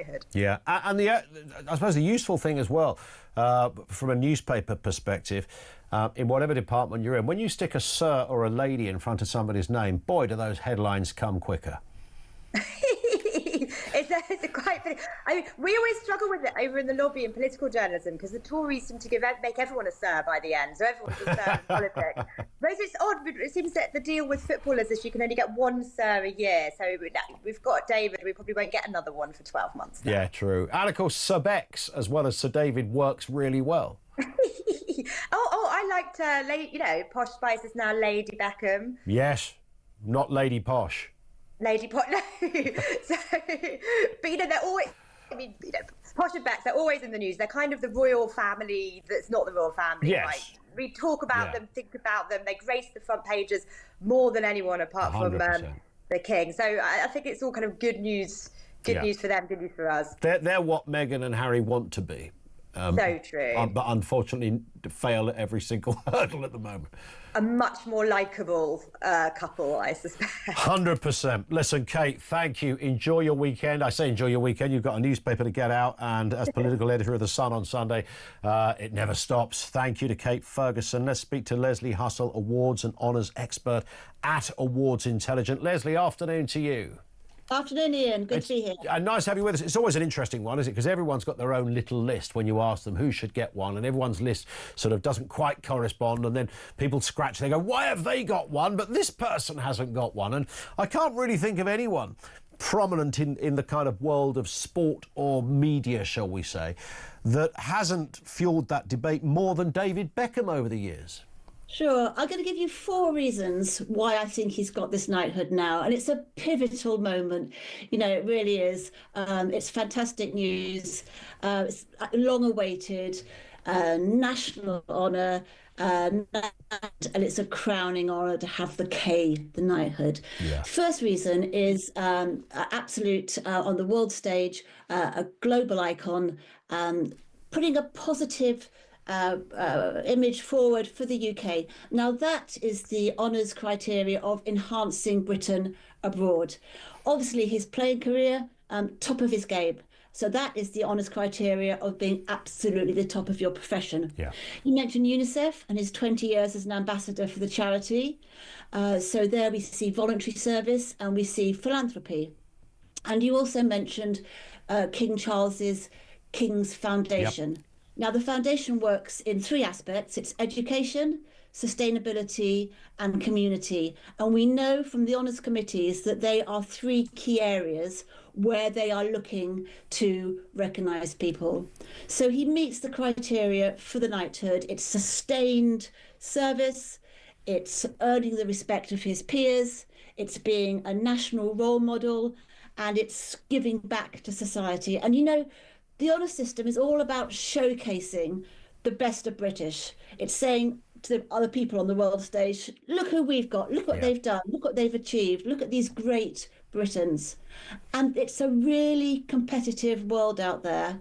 And the honours system is a fantastic, really important example of soft power. And that's why it's used. Yeah. And that's why I think David Beckham is on there. He's globally known and he really is the best of British. And I also think, just to sort of add to that, Leslie, that David Beckham is exactly the kind of person that will take this very seriously. He's not, you know, I think some people get given a knighthood or whatever, and yeah, they're pleased about it, but they're almost a bit giggly about it. I think he's the kind of guy that would say, this actually is something I treasure. I'm humbled to receive this, and if the word sir in front of my name can advance all the stuff I already do, you mentioned soft power there, then how fantastic. He's the perfect candidate.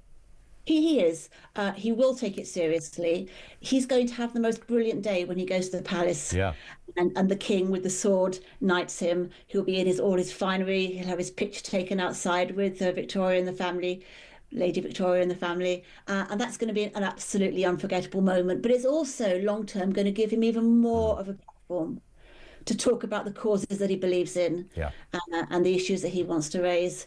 But you know, we talk about the honours list and we talk about the celebs, but 90% of people on the honours list next Friday night are going to be ordinary people doing extraordinary things in charity in their community, entrepreneurs, innovators, exporters who are trying to push UK growth, medics and scientists who are finding new treatments for terrible diseases, bold and brave people who are putting their body on the line to raise money for charity.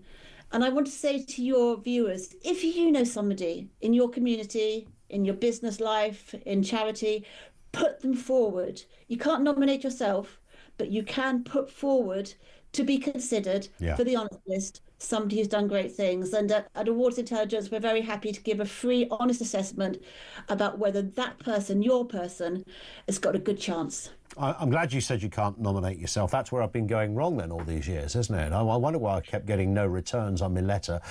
You just want to wait for somebody close to you to put that letter in, and then that letter can drop on your doormat if you've deserved it. Absolutely. Well, there are a gazillion people in front of me who are far more worthy and far more diligent and hard-working in all the right areas. Listen, final question, Leslie.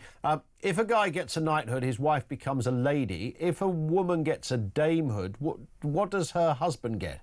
Doesn't get anything. He's just still Mr. So there's an inequality there to be addressed. Absolutely spot on. Leslie, great to have you on. Thank you. Leslie Hussell, awards and honours expert at Awards Intelligence. You can look them up and find out a little bit more about what they do.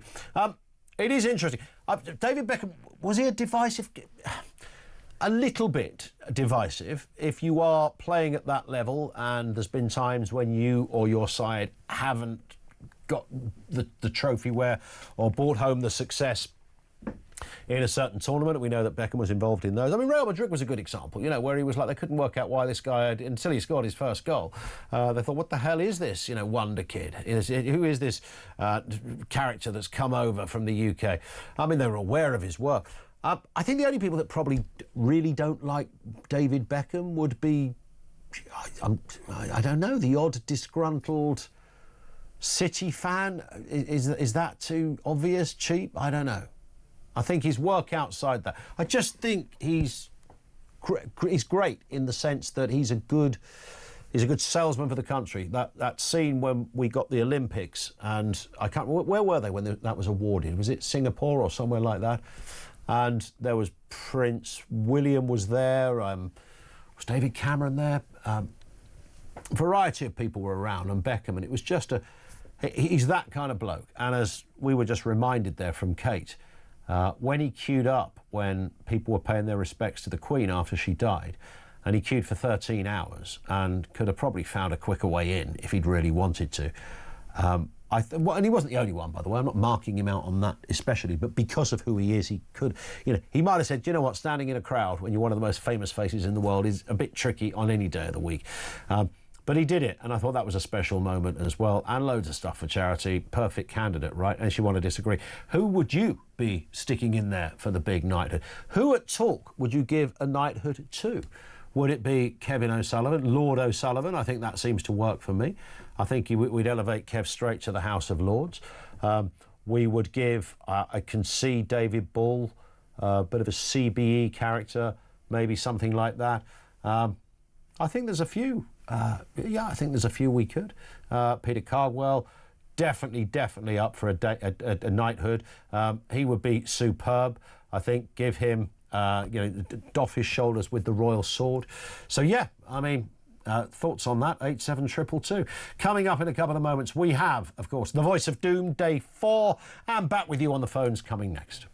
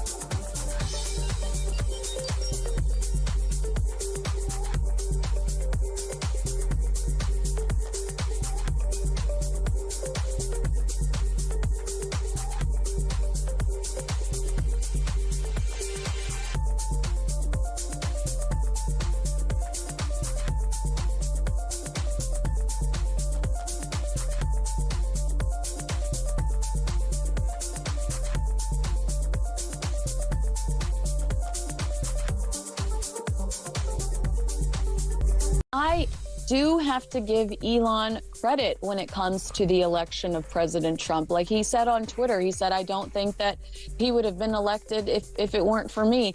There's some truth to that, because I watched multiple episodes of Joe Rogan where Elon's there talking about government waste. Then millions of people were listening to Donald Trump for the first time in these long format chats. I do think that there's some legitimacy to Elon saying, how ungrateful when I helped get you to where you are.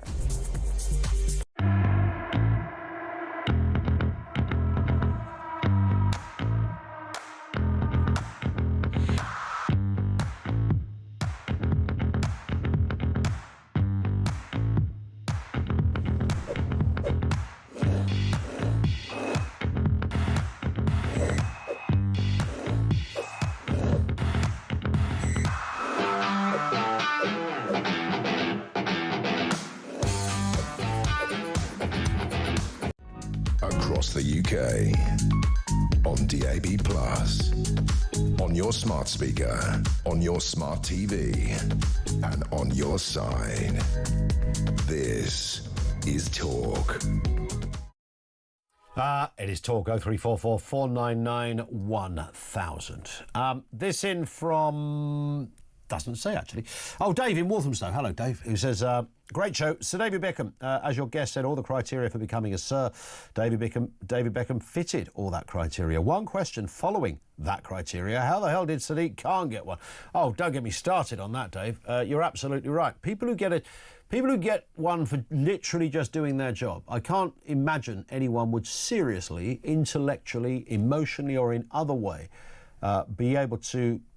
If I said, write 500 words on why Sadiq Khan deserves a knighthood, nobody could answer that. Although Andy says, we've had World Cup winners in rugby, cricket, football, world champions who do just as much and are not self-publicising. I think it's wrong, just a good footballer. All the best, says Andy. I think he was a good ambassador for football, and the fact that he's became famous outside the world of football, I mean, some of that was down to, his management that thought we got a product here. We can get this guy not just advertising sports, he can advertise pants.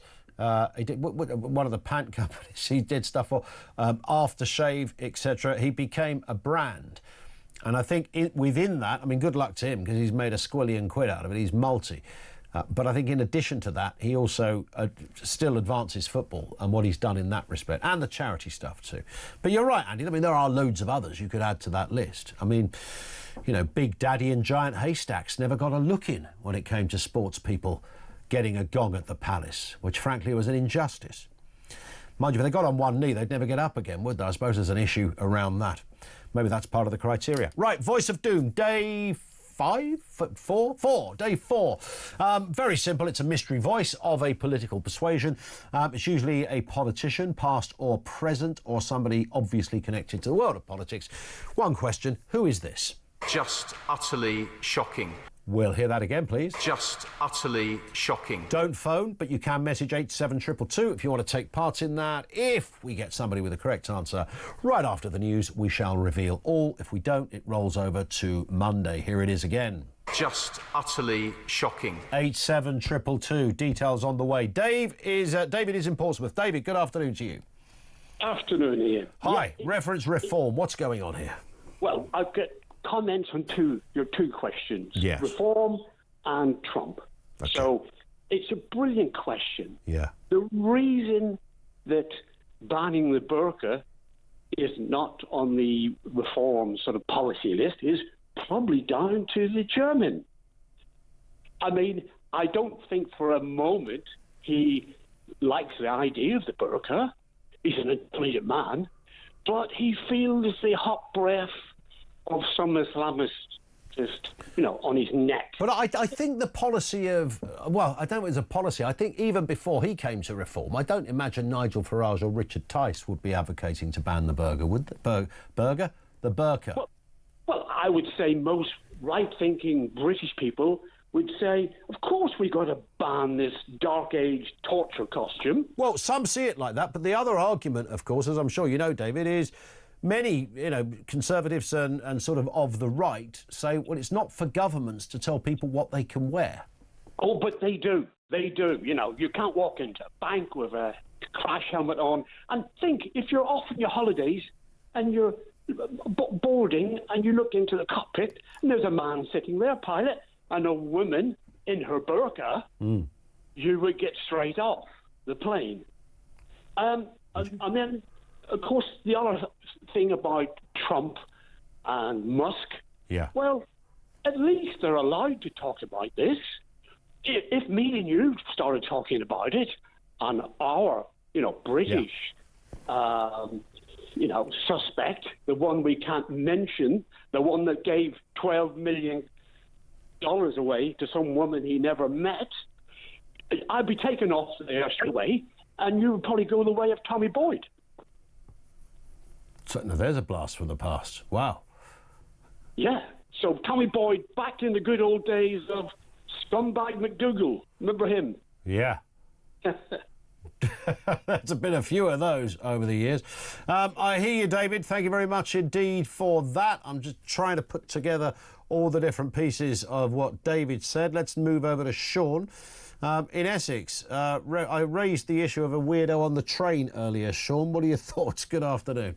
Good afternoon, Ian. I mean, he might not have been a weirdo. He might have been one of those people. You know how some people are completely unaware of normal behaviour? Yeah, well, I've been on trains before, and people have said to me, when I'm facing the way the train is going, and there's an empty seat, so they have to have their back towards the way the train is going. They said, oh, could we swap seats because I can't travel? Yeah, what is that? Who's got a problem? What is that? You can't travel backwards on a train? No, I don't know. It's some sort of phobia or, but you have to accommodate it and say, yeah certainly, and just move, because it doesn't bother me, but it obviously bothers them, doesn't it? Apparently it's a motion sickness thing. Oh, right. But I suppose if you look out the window and you see the land going in the opposite direction to... It's kind of counterintuitive. I don't get seasick, I don't get motion sick. But this fella on the train next to me, he wasn't in that position. We were both sitting backwards, and even if, Oh, so, yeah. It was just very odd. Why did a man want to sit that close to me when he could have sat, in a separate seat on his own? Maybe he found you appealing. Well, I did think that. I mean, he's only human. He's only human, Sean. It could have just been a straight case. He thought, oh, look, the Collins is on. I'll get in there, maybe snatch a bit of leg at some point if I can. I don't know. But he was completely affronted that I suggested that it was odd. He said, no one has ever asked me this before. Yeah, so it looks like he does it quite a lot. Clearly a daily occurrence. Yeah, I might get onto the authorities, stick him on a list somewhere. Train botherer, maybe. Love it. Sean, thank you very much indeed. This comes from James about train sitting. I went to a private school and we used the trains a lot. We were always told as pupils that it was polite to fill the empty seats up as it filled the train up equally, the same as you would wait in a queue. First available seat. This has always stuck with me, and I still do it automatically to this day. So does that mean you'd get on a train and whatever seat was first, you jump in it, even if there was somebody sitting next to you, even if all the seats around you were empty? That was the kind of scenario today. They weren't all completely empty, but there were literally two available right in front of us. And this fella didn't want the two in front. He wanted to sit next to me. That's just bizarre. And when he stood up from his vantage point, he got onto the train, so he was standing up when he asked me to move my bag. And it never occurred to me he'd do that, bearing in mind there were other seats available, including two, not one, but two, right in front. He would have had a great vantage point of the empty seats. Now, maybe he had a thing about a certain seat. It could be that, he could have had some kind of, I don't know, I'm not trying to take the piddle out the guy. Who knows? Ricky down in London. Ricky, what do you think? Hello, Ian. Right. We've not got long, Ricky, but I'm sure you can do it. Just regarding the Zia Yusuf thing, there's always been a question mark over him regarding him and Islam. A lot of reform voters, as you probably know, Islam is a big problem in this country, and we needed to know his position, bearing in mind he's a Muslim. I was going to present the question to him myself. He was on Talk a little while ago, and he was taking questions. I was going to ask him, what are you going to do to prevent the Islamification of the UK, but I was unable to get through. I wonder what he'd have said. I've never got the idea that he's a sort of an evangelist or a massively practicing Muslim. Whether that would have supplied some of the answer, Ricky, I don't know. Listen, we've just hit the clock on that point. Thank you very much indeed for that. Let's go to that little matter of a voice of doom. We're looking for an answer to this question. Who is this? Just utterly shocking. If you think you know, 87222. Hopefully we'll have an answer. We'll tell you on the other side of the news at 3, which is next.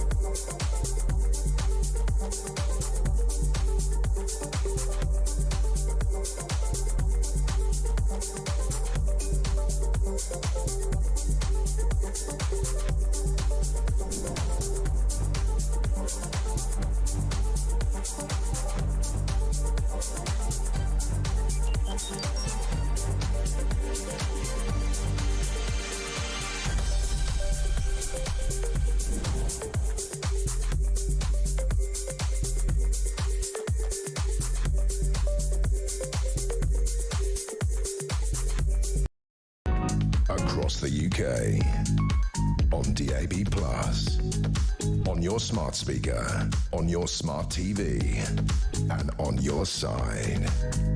This is Talk.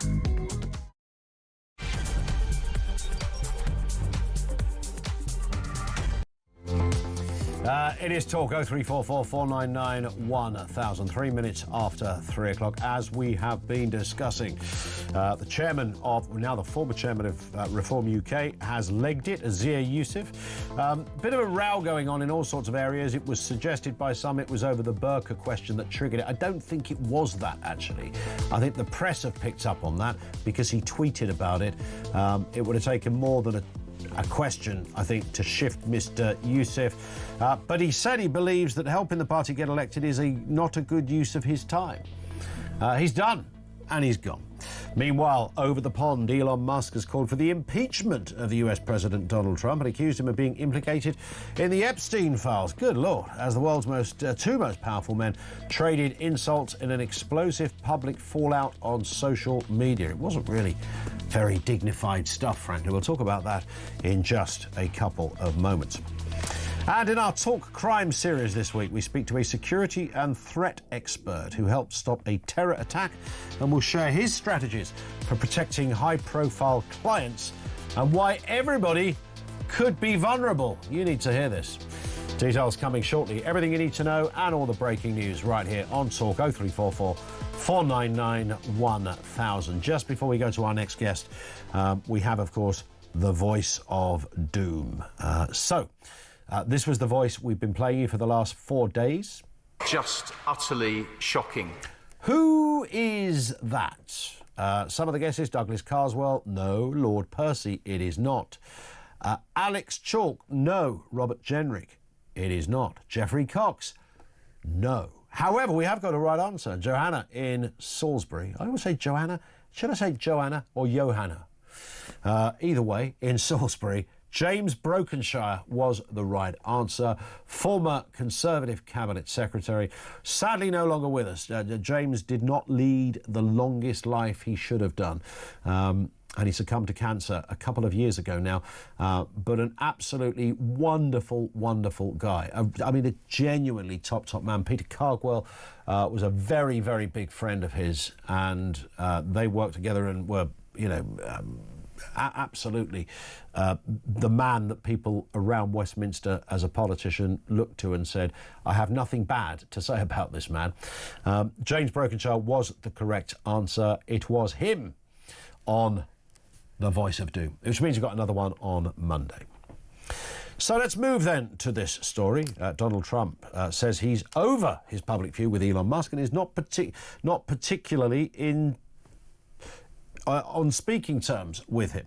He was asked about a reported call that maybe they're going to be having a phone call together. Trump told American media, "You mean the man who's lost his mind?" The spat began over tax plans, but escalated after Musk tweeted unsupported claims linking Trump to the Jeffrey Epstein documents and a few other things as well. Let's speak with Virginia Tuckey, Republican political analyst. Virginia, good afternoon to you.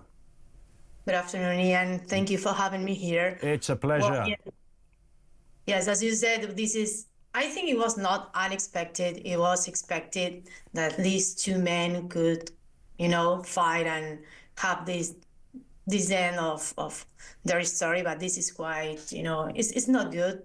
Elon Musk is showing himself as a purist, as a libertarian purist with Donald Trump, with the United States, while he's making business in China, where he doesn't say anything about it. So I think this is unfair.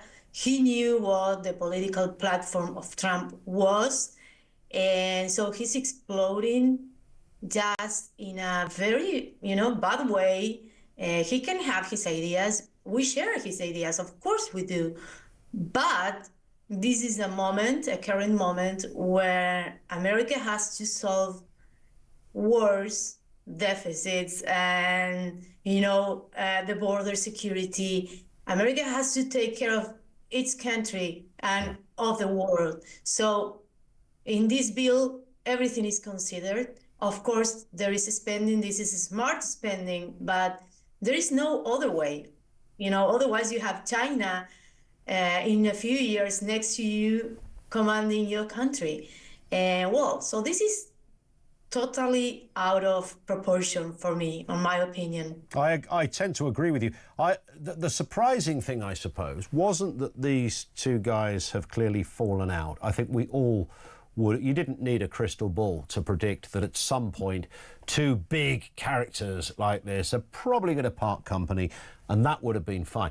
What I don't think we expected was, firstly, how quick, but perhaps more profoundly, how explosive this would be. Now, I thought the president has conducted himself rather well on this in comparison to Mr. Musk. I think most of the insults and the abuse has really come from the Musk side of things. What's going on in his head there? Is he just annoyed that he's been sort of maybe publicly dropped from a role? Is it more than that?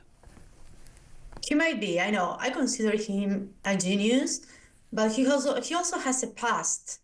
And as I told you, he's exploding in a totally unproportional way. Yeah. And he's doing this with the president of the United States, where he has free speech and he can do it, and it's accepted by the public or not, but he has the opportunity to say things. And he doesn't do this in China, where he goes and he, have meetings with the Chinese politicians, with the highest hierarchy of Chinese politicians. So yes, it might be his character, but if I was, someone working for the administration, I would also be worried if he is not really receiving some orders from other people, maybe from China. I don't know, it's a possibility. I think it's part of, his personality. He's a genius, he has his ways, and he might be annoyed to be, taken out of the way. But it's also, he can also be a purist if we think in a very good way about him, about ideas. He just a few months ago discovered Milton Friedman, and he was sharing the videos about, spending and deficit and everything. And so, but he knew Trump's political platform. So why is he annoyed this way with this bill called the Big Beautiful Bill? I don't know. Yeah.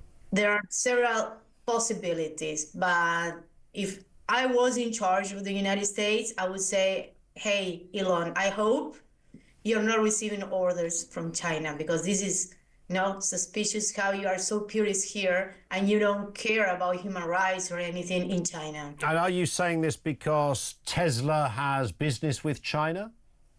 Absolutely. He's not only have his biggest, plant of electric cars and batteries and everything in China, he holds meetings with the most important politicians of the Communist Party of China. Wow. So, and he has been doing this for years.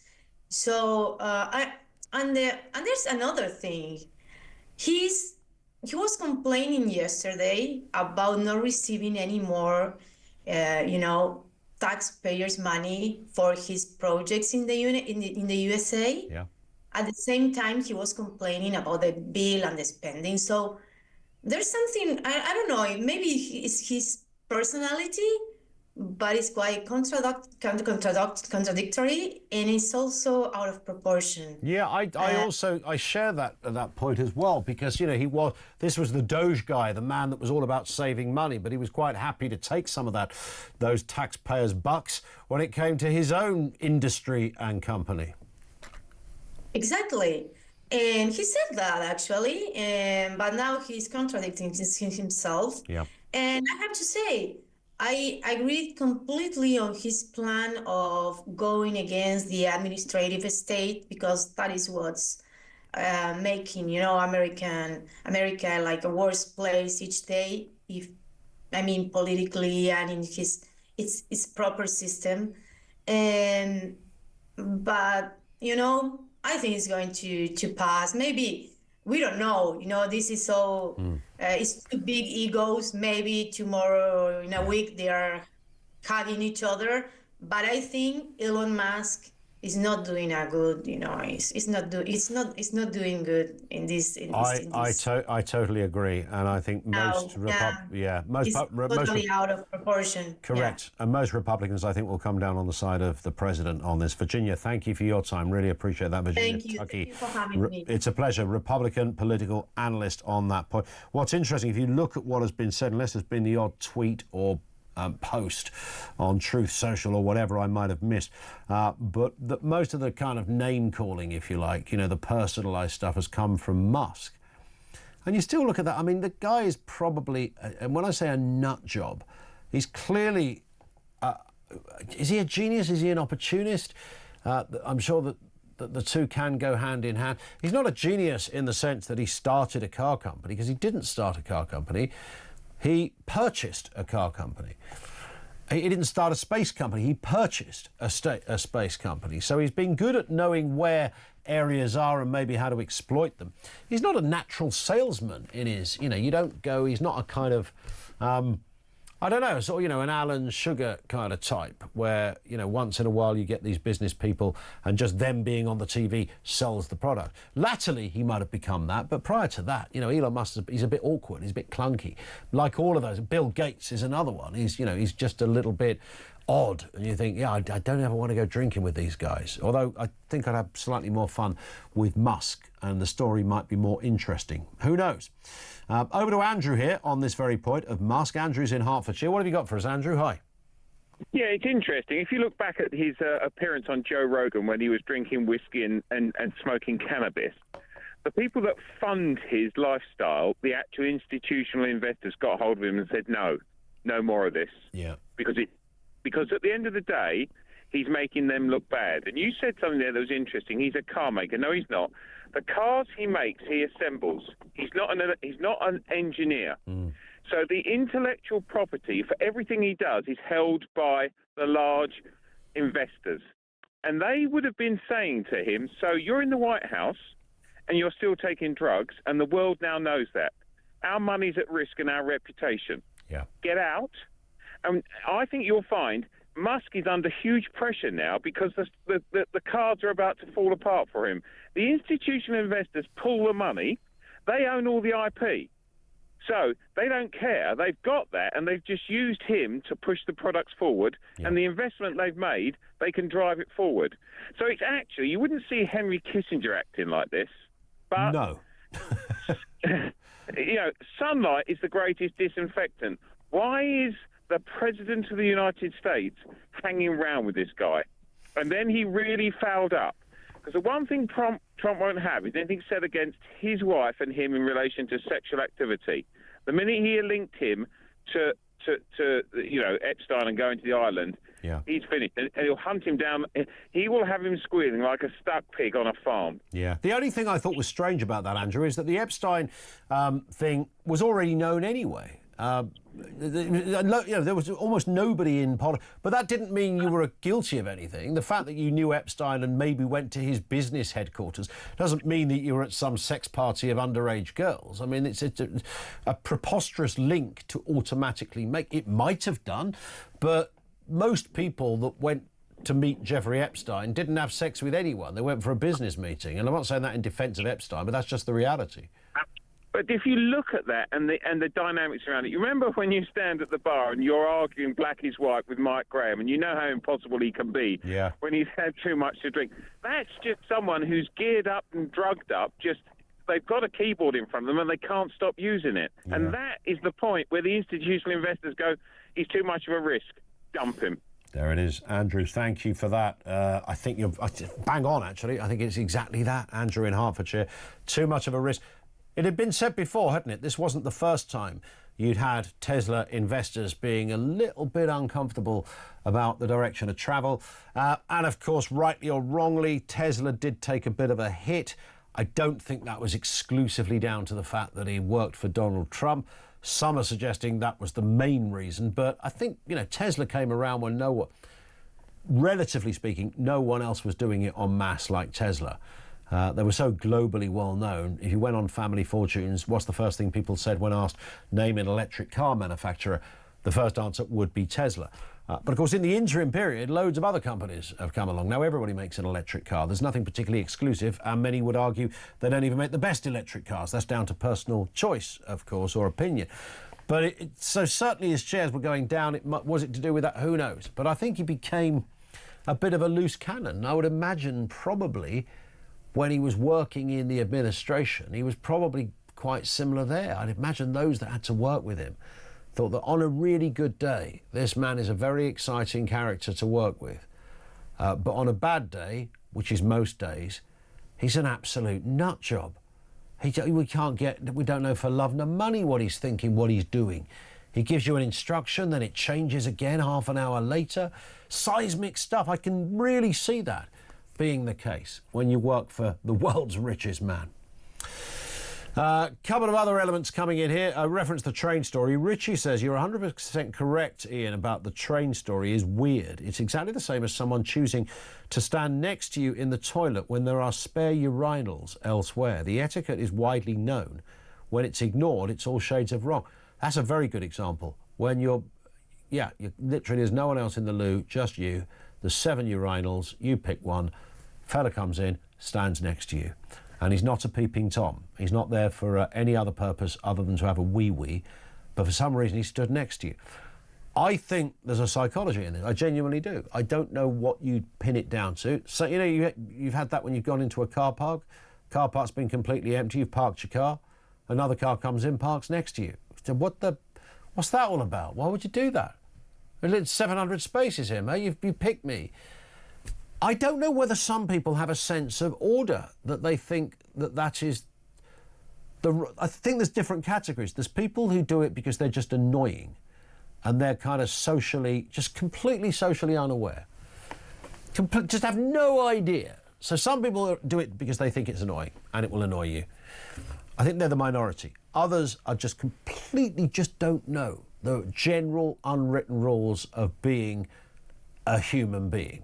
And there are some. There's just basic rules of being a human being. Nobody has to write them down. They're not even in the Bible, for God's sake. They're not legislated. You just know what is right, what is wrong. You know, somebody flashes you in the car to let you through, you wave at them, you acknowledge that kind of stuff. I think it might be that.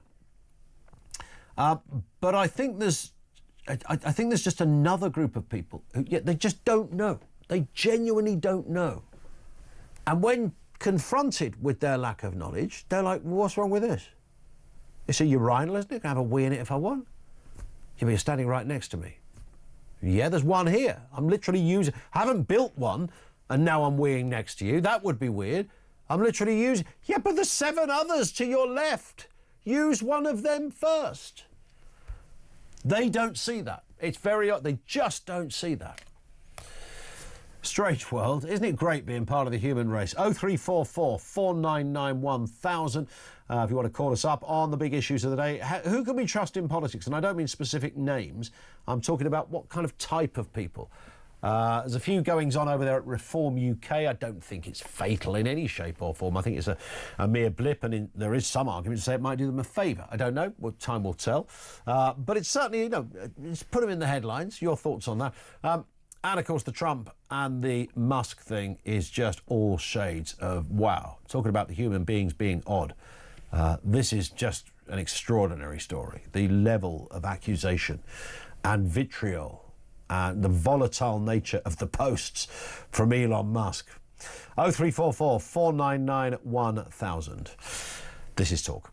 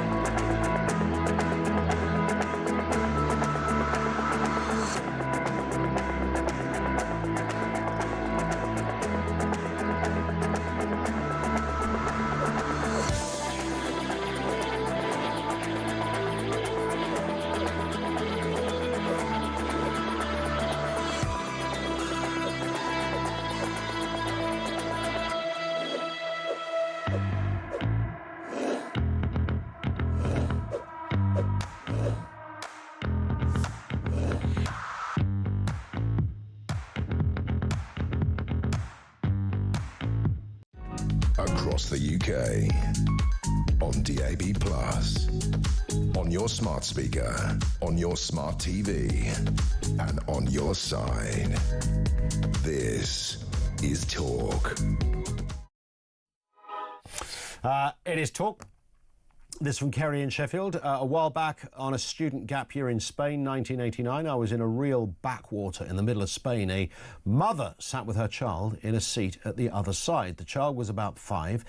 A man of about 60 got on the train, picked the child up, put the child on his knee, and the entire train, including the mother, just carried on as normal.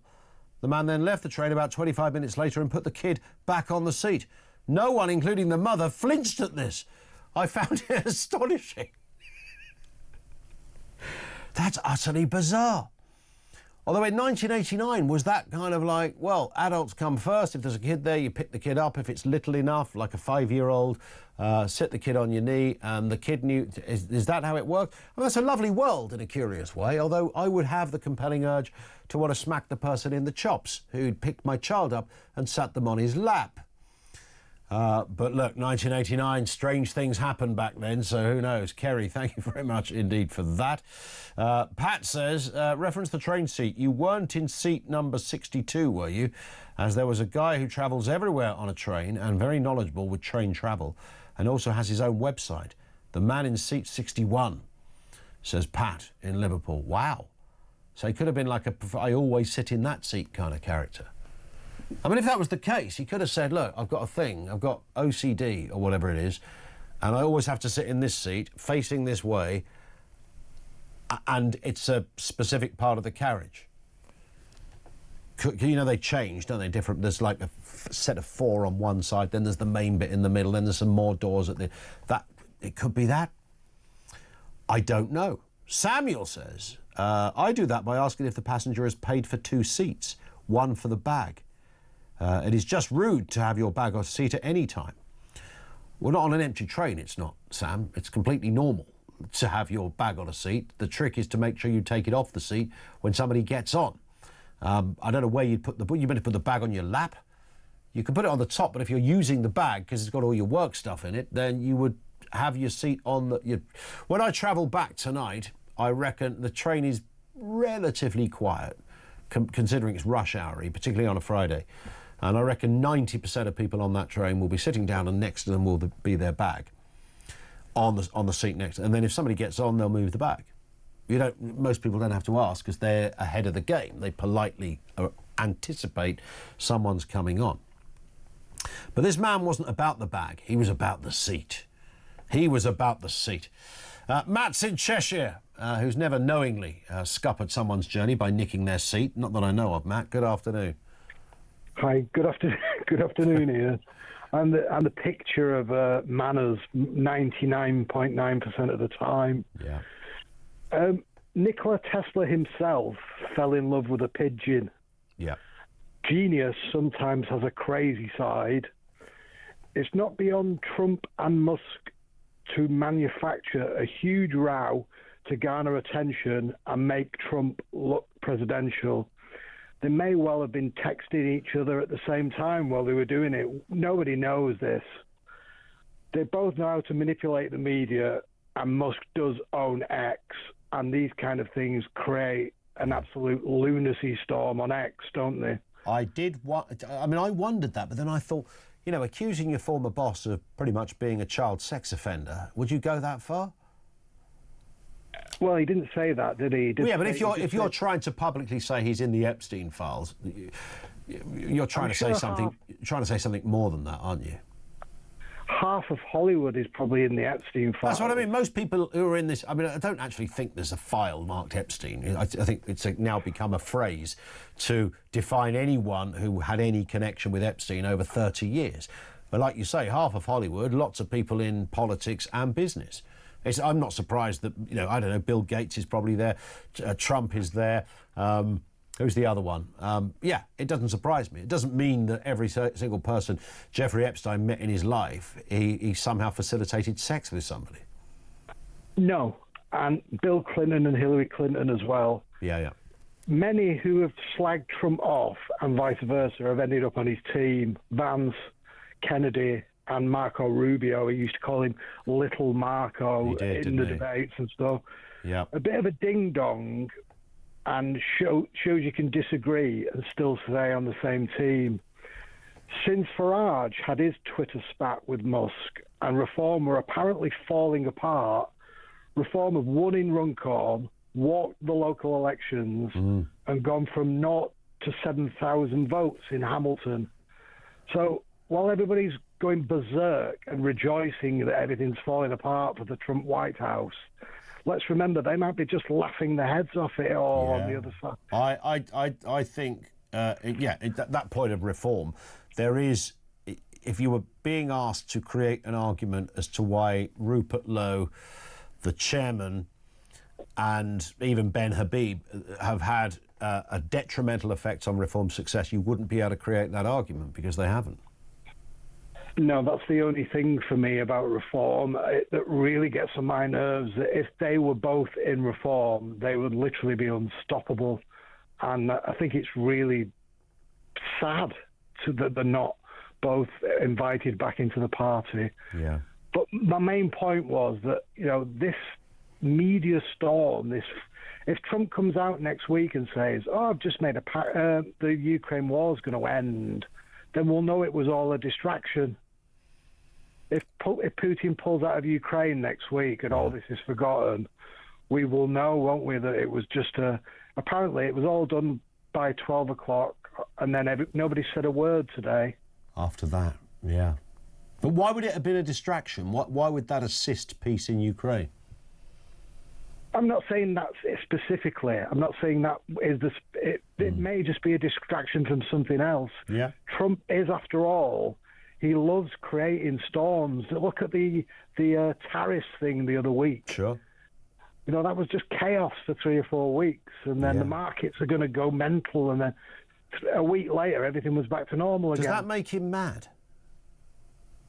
No, I don't think. I just think he's a disruptor, isn't he? Yeah, but I mean, if you're disrupting with people's companies and their stock value and their possibility of continuing to flourish as a business, he can say, it's a game of chess. I do this and it spooks the Chinese, or I do this, it spooks the Indians. I do this, it spooks the countries in the EU.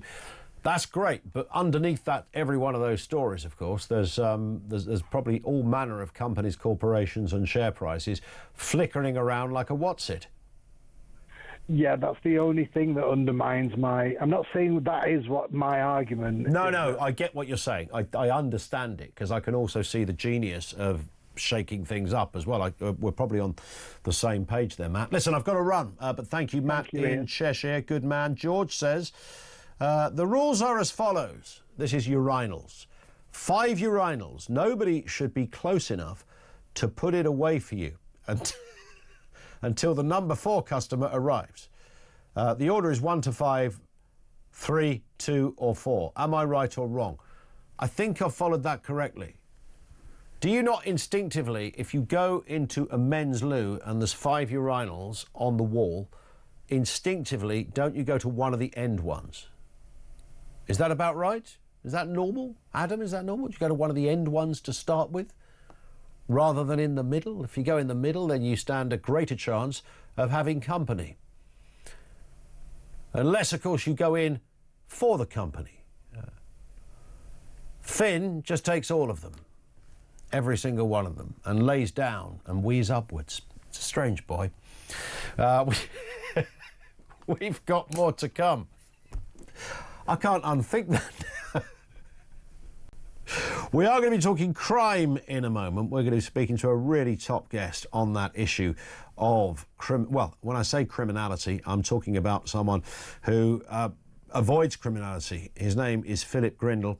He's a former Scotland Yard detective, former military, a man with many years' experience. He knows all about protection and high-profile security, protecting individuals. The psychological harm that can come. Loads to get through. He's going to be joining us next, right here on Talk.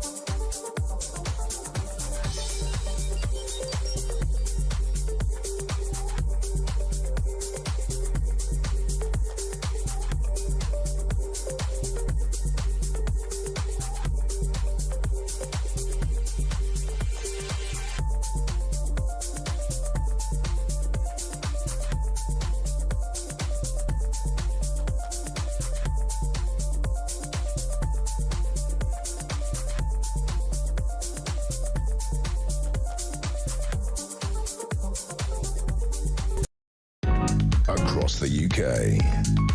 On DAB+, on your smart speaker, on your smart TV, and on your side. This is Talk.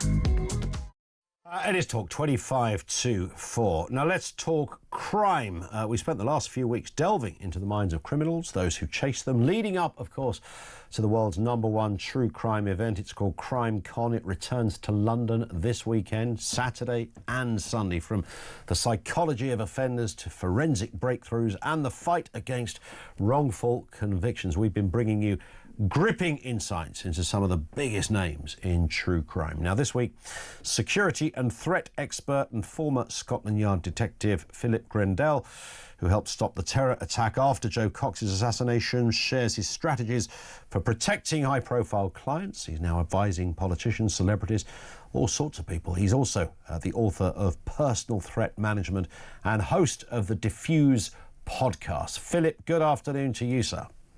Hi, good afternoon, Ian. Nice to have you with us. I would imagine, just as a sort of an opening question to you, that to be really good at your job, and this may sound like the obvious, experience is arguably your best friend. Yeah, I think so. I mean, I think, you know, there's lots of theory and there's lots of research and all those sort of bits that go into it. But ultimately, you have to know what to do and how to respond when you actually have an issue.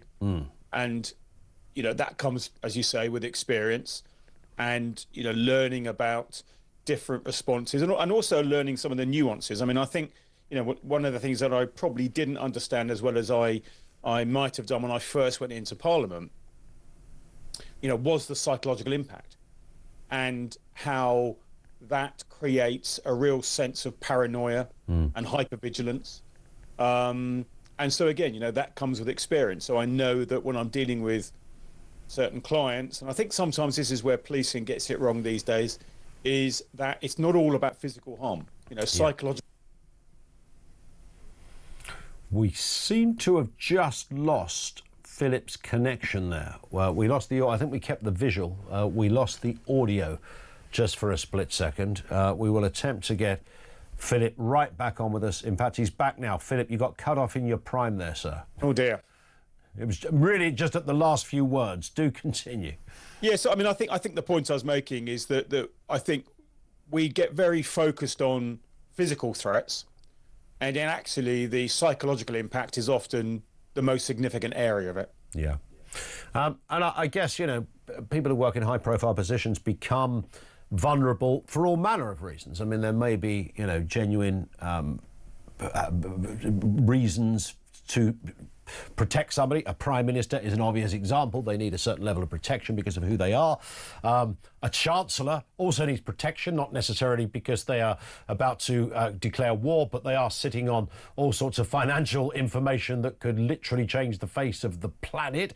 So there's that. And then there's others who find themselves, I don't know, the victim of something, a campaign against them, whatever it happens to be. So there's not one singular example of a threat, right? No, and in fact, one of the characteristics is the desire for infamy. And so if you think about John Lennon or you think about Ronald Reagan as example, if you were to Google those people, the people that attack them come up next to their name. And so some people target celebrities or very high profile people because they want that sense of infamy. And then if you look at the attack in New York recently of the CEO there, you know, the kind of positive publicity that individual got could inspire other people to equally target other people because they want that degree of fame that goes with that.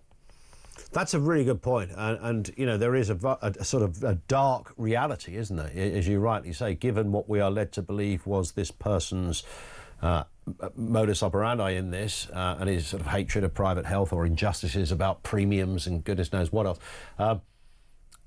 You could say from that perspective, hard to say this out loud, but it was successful.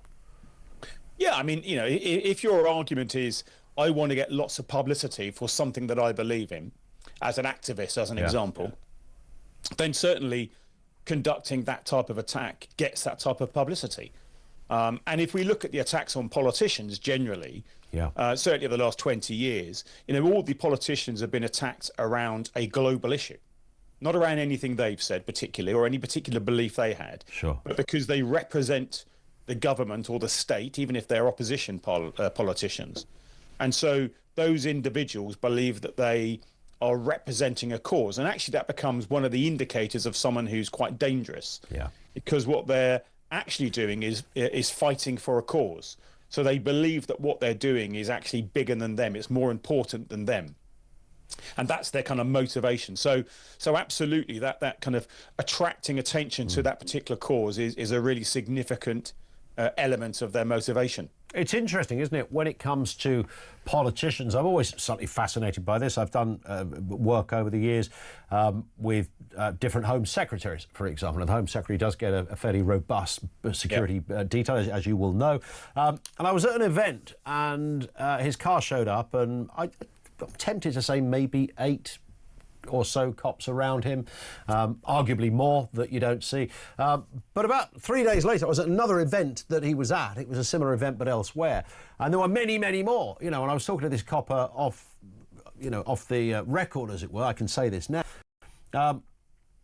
And he said, that's how this thing works. He said, clearly something between yesterday and the day before and now changed.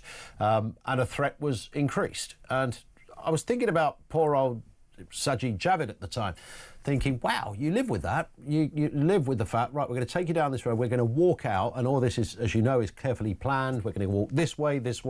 Don't follow anybody but me. Don't go your own way. But, there is a possibility someone's going to fire something at you or throw, something at you. That's a fairly big old thing to live with. It is. And what's really interesting is, we see some celebrities who have protection.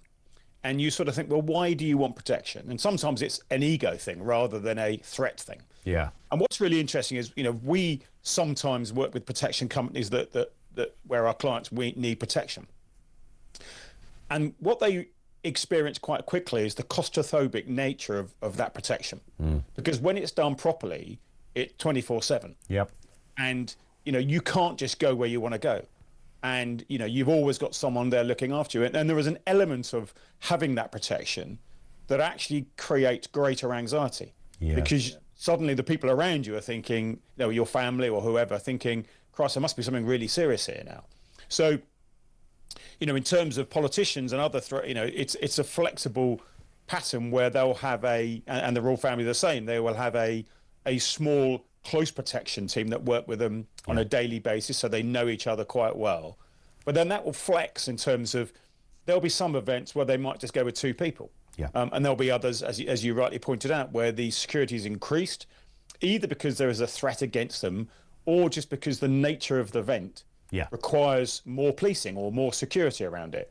So it's not always about threat. Sometimes it's about the actual event rather than the threat to the individual. I tell you what I found fascinating once before, Philip. Again, I was coming into work and I saw a big sort of, a load of blue lights and a car clearly coming towards me and outriders and all the rest of it. And I wonder, you always hope you're going to get a look and see, whether is it going to be the Queen, is it going to be the Prime Minister? It all went too fast. I wasn't sure who it was. And I was talking to somebody and he said, and I'm sure you can back this up, he said, actually, most of the time you see that, it's actually probably no one you've ever heard of. It could be, I don't know, it could be the CEO of an oil company or whoever, someone who's they've paid for that protection for that period of time, and that's how they move around the world. They're not always celebrities. They're not always famous people. They're not always politicians. Well, if they've got police protection, then they're going to be politicians or royalty, generally speaking. If they've got private security, in essence, they have, unless they're a foreign diplomat, in which case they get obviously diplomatic protection, etc. But if they're a CEO, as you say, or a celebrity, they get no additional powers than you or I have in terms of driving around the streets, stopping traffic, all that sort of stuff. And obviously, some of them, take a few liberties in terms of how they conduct that behaviour. But in real terms, what's often happened is there isn't a threat assessment done. It's just we want protection, and that's because we always have protection. And when you look at the really top people are doing it, if you look at the royal protection officers and the protection officers around the Prime Minister, etc., what people don't see is how much work goes on before the event. And so actually, when they arrive at a door or where the end point is, it's all incredibly smooth. And the whole point of it is to minimize the exposure of the principal. When you see, shall we say, lesser qualified people doing it, you can see a real big difference. In terms of the most vulnerable people, do you, I mean, is it obvious to say, whether it's here or in another country, that they're politicians? Is it more obvious to say that they are just anyone famous? Is there a specific area that clearly just carries more vulnerability than another? Well, I certainly think leaders of countries will carry a significant role because, of course, they are creating powers and potentially going into conflicts or sending troops into conflicts. And from a terrorist perspective, they are a very good target, quite clearly. But in terms of general politicians, no, I don't think they're necessarily particularly high risk. Certainly when we were assessing them from physical threats, the risk was relatively low. But then you're looking at, celebrities. Beyonce's in town. I kind of know her personal protection officer. He's a brilliant guy. But there'll be significant details around that because of the nature of sort of fan interest, super fan interest, and those people that have potentially delusional thoughts around wanting to be in a relationship with her. That's true. And I was just thinking, when you said about you wouldn't get police protection, there was, of course, a bit of a question mark over, was it Taylor Swift who did get police protection? We can speculate forever. Maybe you can shine some light for us, Philip, as to why Taylor, unless Yvette Cooper was just a massive Taylor Swift fan, I don't know. Well, I think a lot of them went to her concert, didn't they? So who knows? Maybe that was in exchange for tickets. Who knows? Yeah, well, everyone in the cabinet seemed to go about 100 times to see Taylor Swift for some bizarre reason.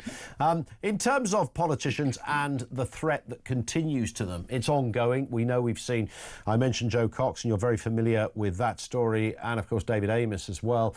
I spoke to lots of politicians even before this happened, and they all would say when you're doing a surgery, you will get all shades and types of people. When I say shades, I'm not talking about ethnicity. I mean all types of people coming to see you, and there are some people who are clearly slightly disturbed.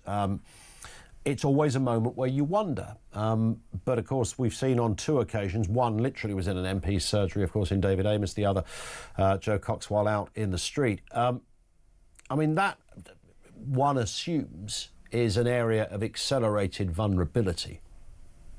Yeah, so I've actually done the research on all the attacks of politicians since the year 2000. And the common denominator is every single one of them is or has been attacked in or near their constituency surgery. And there's a very clear reason for that. It's because of predictability. Yeah. Because you know where they're going to be at a specific time. Sure. And actually, I think every MP, with the exception of Joe Cox, has been attacked in their constituency surgery. So Joe was actually attacked outside the surgery. Yeah. But all the others have been attacked either in their surgery or very close to it. And very often, what happened previously is that they made an appointment to see the MP, because in every case, with the exception of David Amess, it was actually a local constituent that attacked the MP. Yeah. And again, one of the things they've consistently done is made an appointment to see the MP, because that way they circumvent what security was in place. Of course, yeah. They get close proximity, and they get into a closed room with the MP. Now, sadly, a lot of MPs now no longer have constituency surgeries for those reasons. Yeah. I don't necessarily agree with that. I think we put in place the appropriate security that, if and when followed, would prevent those incidents happening. But therein lies one of the issues, is that complacency sits in. And so what happens is not all the politicians would follow the advice. Yeah. Not all the politicians would take up and use the security that was made available to them, because they felt they were well represented in their constituencies. They were liked. They didn't have any problems, and therefore they didn't think that they were going to be attacked. you know, if we look at all those MPs that have been attacked since 2000, none of those politicians would ever appear on a high risk list. You know, David Amess would never appear on a high risk. Joe Cox would never appear on a high risk. Yeah. So this concept that there is this high profile list of MPs is actually nonsense. And it's interesting, and I guess some of that, and Stephen Timms, of course, another famous case where who was attacked. Of course, there's an issue of democracy around this as well, isn't it? Which obviously we all hold dear, but there's also a reality check you have to have. I can imagine, you know, MPs thinking, no, this is about I must have access to my constituents, or they must have access to me, and that's a very noble way to look at it. But you know, the reality is, you know what it's like when you can. I mean, you've been able to prevent an attack on an MP because you've looked at certain behavioural aspects of the situation. Yeah. So that was an interesting one, because that would have been one of the anomalies in terms of we don't think that was necessarily going to be targeted at or in a constituency surgery, but it was being conducted by a local constituent. And that individual was a member of National Action. So he clearly had an anti-immigration, racist agenda that he was following, and targeted an MP called Rosie Cooper, who was another Northern Labour female MP. And his plan was to kidnap her. He then intended to call in a female police officer that was also investigating him for downloading child sexual images. And his intention, according to what he leaked, was that he intended then, having kidnapped them both, to kill them both, and then to commit effectively suicide by cop in terms of running out with a weapon to get shot. And he actually leaked that information to a group of other individuals, and one of those reported that back. And then an MP walked into my office one evening with a piece of paper with about 6 lines on it. And because of the kind of methodology that I brought back from the US Secret Service in the US, you know, I was able to look at that and say, yep, that's got about 6-7 indicators on it. We need to look at that. Yeah. And so, of course, then what I do is phone up the head of domestic counterterrorism, who I knew, shared that intelligence, and of course it was them that took that investigation on and prosecuted the individual. And my team then looks after Rosie to make sure she had the appropriate security and was looked after, because again, psychologically, she was terrified, understandably so. Absolutely, which brings us back to where we began about experience. You know, your experience was you were able to do that. I mean, it would have been great to get the you know, the work experience person to keep the window open and stick a Ring doorbell outside, but nothing like true experience. Your book is out as well. We should mention that again. Personal Threat Management. That, of course, deals with everything I guess we've been talking about. Touches all sorts of areas. Yeah, that and more. It talks a lot about other things in terms of, you know, very basic things, in such as the difference between what a threat is and what a risk is. Yeah. You know, you'd be surprised how many security professionals can't actually articulate that. Yeah. But actually it's important, because if you're doing a threat assessment, that's different to a risk assessment. So you need to know the differences. But also, you know, issues around stalking, harassment, situational awareness, all the bits and pieces. The idea is actually that, you know, if you get protective security, very often it's a sticking plaster. What we want to do, and what we try and do, is actually solve the problem, make the problem go away. And part of that is around personal safety, helping clients utilize some of the skills that we gave to politicians around, but how do you keep yourself safe when you are a high profile person? Listen, it's all fascinating stuff. We could talk for longer, Philip. You are going to be talking, of course, at CrimeCon, and that's going to be an appointment to view. Thank you for coming on with us, Philip Grindell, security and threat expert. And, of course, if you're fascinated by what we've been chatting about here, you might like to know that our friends at CrimeCon are offering Talk listeners a massive discount on weekend one-day tickets to CrimeCon, the ultimate crime event. It's this weekend.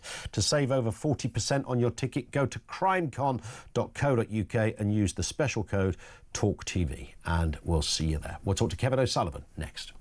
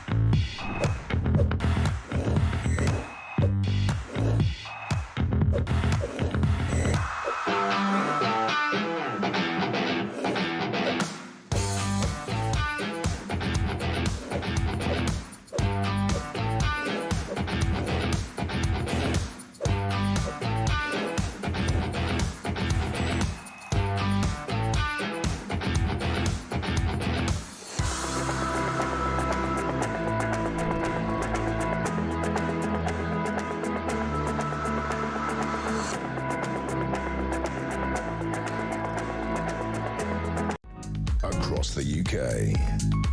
On DAB+, on your smart speaker, on your smart TV, and on your side. This is Talk. It is Talk. Guess who's just rocked up into our studio? It's not Jeremy Kyle, it's not Peter Cardwell, it's not Alex Phillips. It is, in fact, we've just gone way into another stratosphere, another league. Kevin O'Sullivan. It's only me. We haven't done a handover for ages. We haven't. And we used to do a show together. We actually did a show together during the first few weeks of the lockdown, wasn't it? We used to do it from our own homes. We did it from our own homes. Those funny boxes. But prior to... Yes, right. I've forgotten about the lockdown shows. Collins together. and O'Sullivan, the duo that time forgot. We just used to text each other and go, should we talk about this then? Yeah, all right. Let's do it. What's coming up at 4, Kev? Well, very...